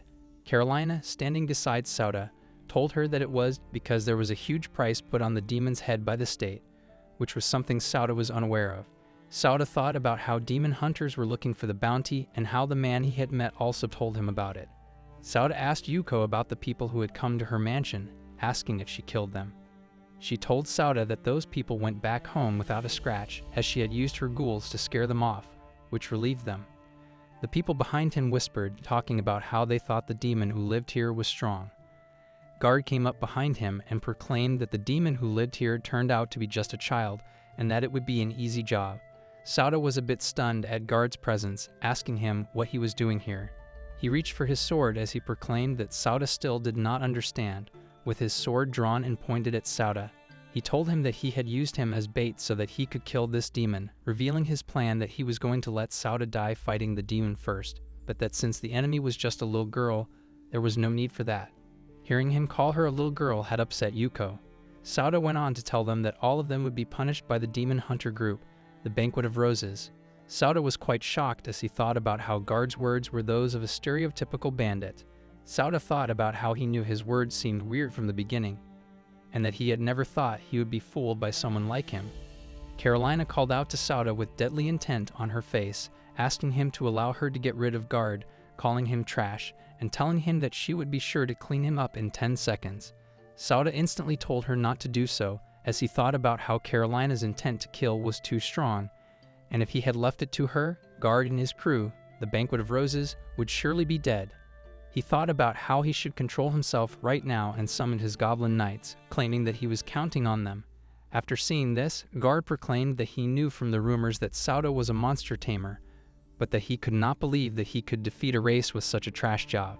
He went on to state that he had 10 people with him, which would allow them to kill a single goblin quite easily. Sauda looked back at him, telling him that he was wrong, as he did not have a single goblin. Sauda summoned a whole horde of goblins, which left Guard's crew and himself speechless, with their jaws wide open. He proclaimed that such a feat was impossible since there were quite a lot of them. Guard ordered his group to charge forward, telling them not to be afraid, since they might be fewer in numbers, but they were just facing a group of goblins, which was nothing to them. The Banquet of the Roses party charged at the goblins, and as their swords met, the goblins put up a fair, if not better, fight. While Sauda looked on, he wondered how his goblin army, combined with the equipment that Seal had made and the horse training they went through with Carolina, were quite superior, and that normal goblins could never compare. Seeing his men defeated, Guard was left speechless, with his face full of shock and sweat. From behind him, Doman Bardcash, a 35-year-old companion of his, asked Guard to step aside, stating that he should leave this to him. He charged forward and with a single strike sent multiple goblins flying. As Sauda looked on, he wondered how he was so strong, being amazed by the strength of his arms. Sauda was faced with an unexpectedly strong enemy as Damon had cleared the entirety of the goblin knights that Sauda had summoned. Guard behind him applauded Damon for his actions, stating that he was the only one he could trust and told him to maintain his talents and wait for the chance to blow his head away. Damon proclaimed that he would teach him a lesson for plotting against Guard. Sauda was left with no choice but to use the monster stronger than the goblin knight and summon the werewolf. The werewolf and Damon fought, as Damon stated that this monster was not bad. Guard, standing behind his man, stated that Sauda even had a werewolf monster, with shock and horror in his voice. Sauda applauded his support, proclaiming that he was pretty strong and as strong as his werewolf. Sauda stepped forward as he told Guard that he still had a lot of friends inside his ball, asking him what he would do now. Guard's face filled with horror as he looked up at Sauda, asking him who he was. Damon looked back, calling out to him as he told him that it was quite bad and that they needed to retreat. He asked him if he thought he would let him retreat as he summoned Mad Mushroom. The powder of disarray hit all of Guard's men as he stood there, wondering why his body felt hot. He looked back at his men, asking them what they were doing as they all sat on the ground talking to each other. He turned to Damon, telling him to stop them. Damon called out to Guard and looked at him, telling him that he really liked him and that he had always admired him. He further stated that he could no longer hold his feelings anymore and that after seeing his masculine face, Guard told him to wait as he turned to Sauda, asking him what he had done and that there was no way this kind of thing was happening out of nowhere. Sauda thought about how this was a suitable punishment for a group named the Banquet of Roses. Behind Sauda, Dee whispered to Seal, asking if Sauda had predicted this and used Mad Mushroom to punish them. Seal proclaimed that she expected no less from Sauda, as he was cruel after all. Yuko laughed, sitting on her chair, stating that it had been a while since she saw something this interesting, and that it turned out he was quite amazing, and that what he did was great for a human. Sauda thanked her for her compliment as Carolina stated that the way Yuko had talked to her master was quite disrespectful. Carolina's statement brought tears to Yuko's eyes as she quickly apologized multiple times.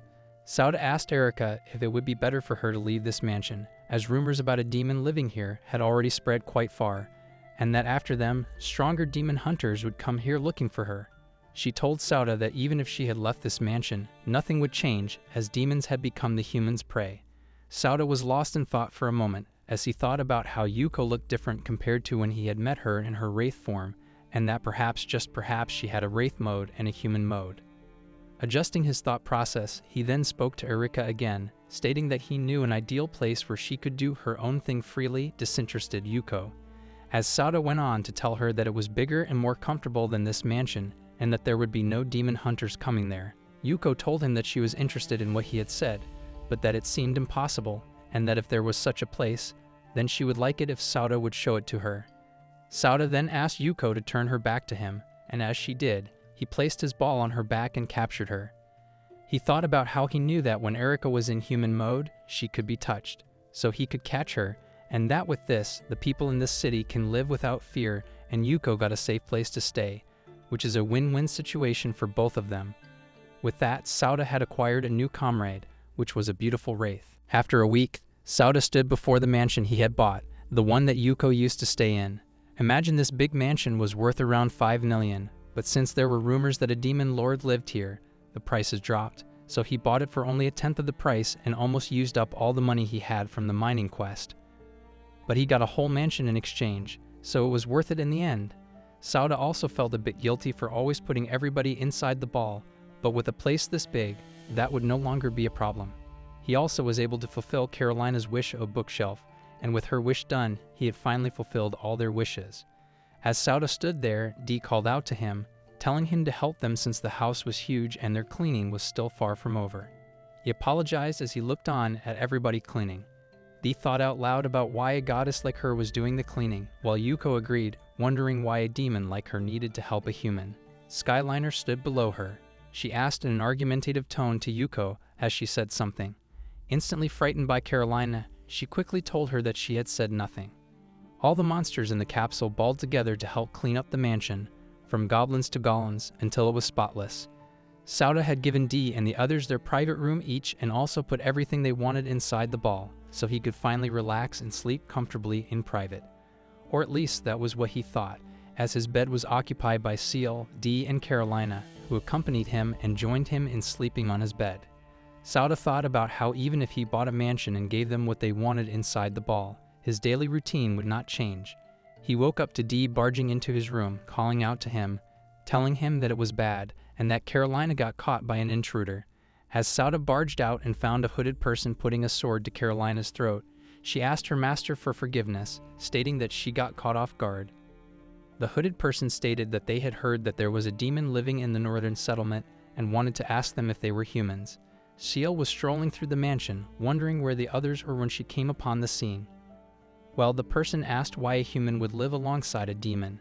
She called out to the hooded person as master, as she proclaimed that the voice was that of her master. Sauda thought about how Seal's master had disappeared 2 years ago and went hunting for demons.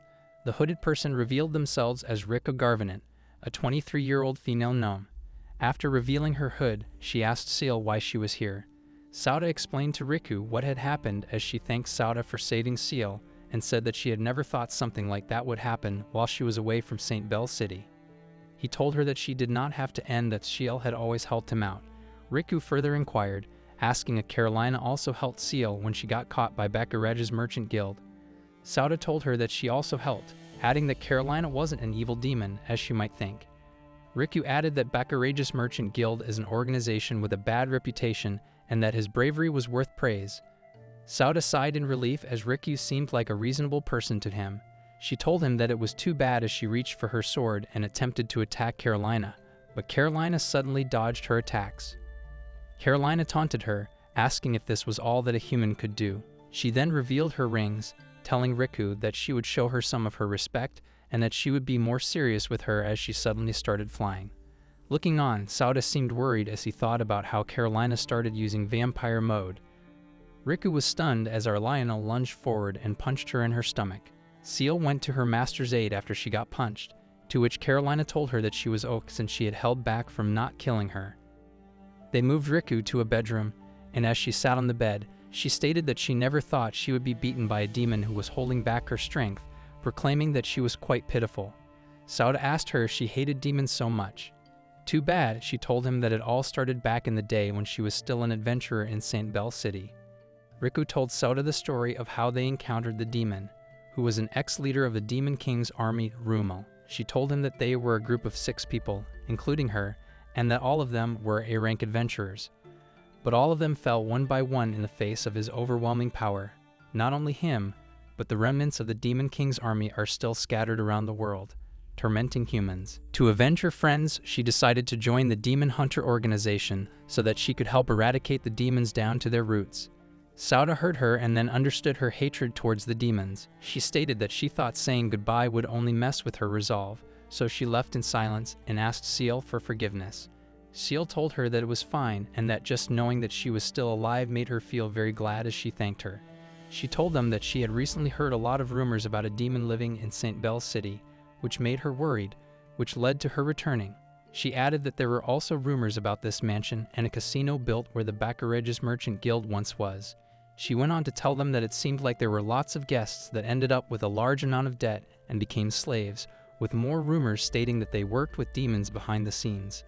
She told them that she could no longer contact her friend who infiltrated the place to investigate, and perhaps it was already too late for them. After hearing her, Sauda asked her what she thought about leaving the matter to them, which shocked her as she told them that she could not leave a case that dangerous with them. Sauda told her it was fine, as she had already seen the strength of Carolina, and besides, he still had stronger allies, and then they would save her friends and prove that there are indeed good demons. Sauda arrived at the casino that Riku had told him about. He had planned to go alone, but Dee insisted on coming, proclaiming that she thought it would be too dangerous if he went into the casino all by himself, and that she would never forgive him if he spent all of the money they saved just for this mission. He told her that he understood her hesitation, as he overheard people talking about how the casino recently earned a lot of profit after the leader of the Baccarat's merchant guild went missing, and the new leader who replaced him seemed to be very talented. Sauda thought about how the disappearance was his fault, wondering what happened to the merchant guild after what he did. Sauda entered the casino with rocks and stories in his mind, with the thought of revealing their hidden crimes. But instead he was greeted with a lavish sight, which left him and Dee speechless, with their jaws dropped, as he looked at the casino full of bunny girls, but noticed a sign on their necks. Roth Trezarth, an 84-year-old man, greeted him, asking if it was his first time here, telling him that the signs around their necks showed the price of their product. He went on to tell him that every one of their female staff was their product, and that he could buy anyone from the coins he won from their games. He asked Roth who he was, as he introduced himself as the wise leader of the Baccarat's Merchant Guild and the current owner of the casino. Sauda thought about how this was the new owner, and instead of auctioning and selling their slaves right away, they turned them into prizes so the guests would be more interested in gambling, and they would make more profit. Roth excused himself and told them that if they needed anything, they should not hesitate to call him.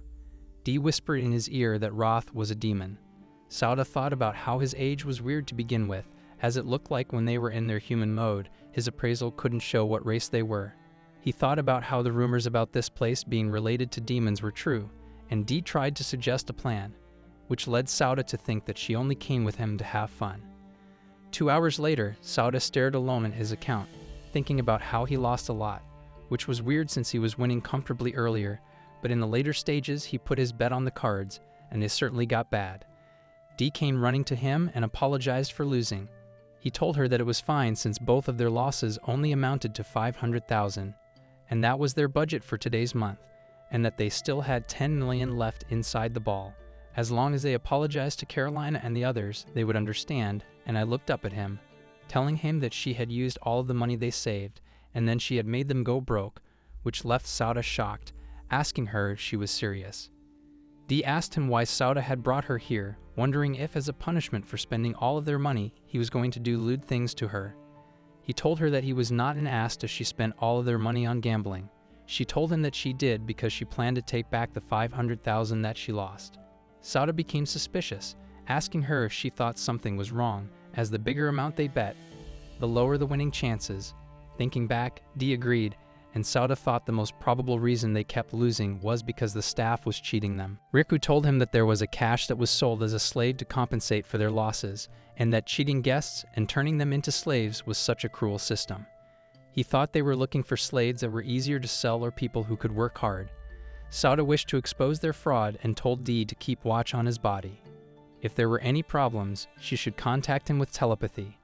Sauda thought about going through the vent, as he could probably get to the other side of the building, and in that case he would need Kotaro, who was smaller.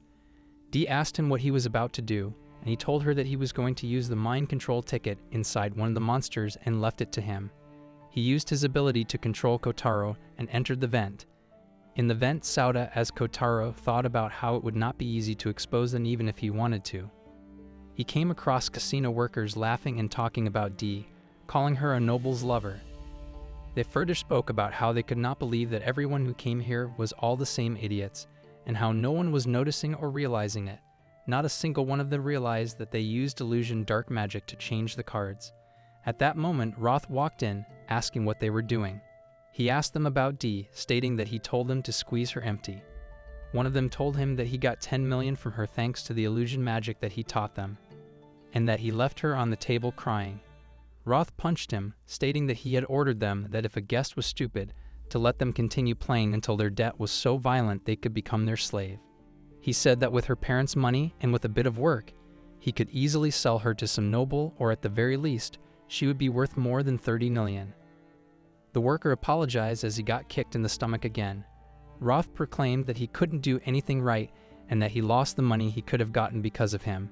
He stated that this was why he did not work with lower races like humans. Sauda looked on from the vent, thinking about how cruel he was and how he treated humans like trash. He vowed to destroy the entire casino. A few days later, back at their house, Carolina stated that Vicky was why she kind of felt the presence of her own race there. But with this presence, she thought he was just a weak and harmless demon. He should be able to feel her presence but can't. Sauda thought about how cool and independent she was. He sold every antique in the mansion and managed to get 20 million. That was all the money he had. He only wanted to try poker, and he lost a lot in this game before. The man asked him how much he wanted to bet. and he went all in, betting all of the 20 million. Sauda's bet attracted a lot of attention as the man told him that once the game started, he would not be able to cancel the bet anymore, and asked him if he was sure. He thought about how it was the big plan to win it all, and told him that he was sure. The man started the game. Sauda was relieved as he had prepared some excuses in case he refused, but he thought this was a huge chance to get a load of cash. Either way, he seemed pretty confident with his illusion ability. Sauda received his hand, which was quite bad, and there was not even a single pair. The man asked if he would like to change his cards. Sauda agreed and was dealt another bad hand. Not getting these kinds of cards wasn't weird if they talked about the probability, but he tended to get really bad luck when he bet big amounts of money. It was obvious, more so with the dealer's expression. He telepathically told Carolina to use her illusion magic, and she changed his hand to a royal straight flush. He put his hand on the table, which amazed the audience, as the prize for a royal straight flush was 100 times the bet, which meant he would get 2 billion. The man was speechless, proclaiming that it was impossible. Sauda thought that if his enemies used illusion magic to shift probability into their side, then all he needed to do was to destroy probability itself with better illusion magic. After all, he had someone who was way more proficient at dark magic by his side. The casino worker looked at Sauda, blaming him and calling him a cheat, asking him what kind of trick he used. Sauda asked him why he thought he was cheating, proclaiming that the dealer was not supposed to know what cards he was giving him, and that it was pure luck. Roth walked in, asking what was wrong and who was causing the ruckus. The dealer asked for forgiveness from Roth, as he asked him to follow him towards the back rooms, as he wished to talk to him in person about the huge amount he won. Sauda agreed as Carolina called out to him. He assured her that it was all okay and asked her to wait. In the back rooms, Roth told him that he had won a lot, and he wanted to congratulate Sauda. Sauda asked about the money. Roth drew a knife and told him that before the money, he wanted Sauda to accept this token of appreciation. He tried to slice Sauda's neck. Sauda told him to stop, and Roth asked him if it was too easy. Sauda asked him what the meaning of this was, as Roth told him that he would never give a human like him the money. Races like him should act like trash and give them all their money and stop making him do actual work. Sauda thought about how this guy was showing his true colors. Vicky ordered his men to quickly kill Sauda. Sauda summoned his goblin knights to fight the men. Roth was left stunned, wondering how Sauda could have so many monsters. He looked on while the goblin knight horde made quick work of Roth's men. He called the men useless. Roth used his true form, revealing himself to be a level 23 rank 5 with HP 188, strength 129, MP 148, WM of 132, with fire, wind, water, and dark magic beginner skills. He proclaimed that this was his true form, asking him what he would do. He told him that there is no other way, even though he did not like to use his true form.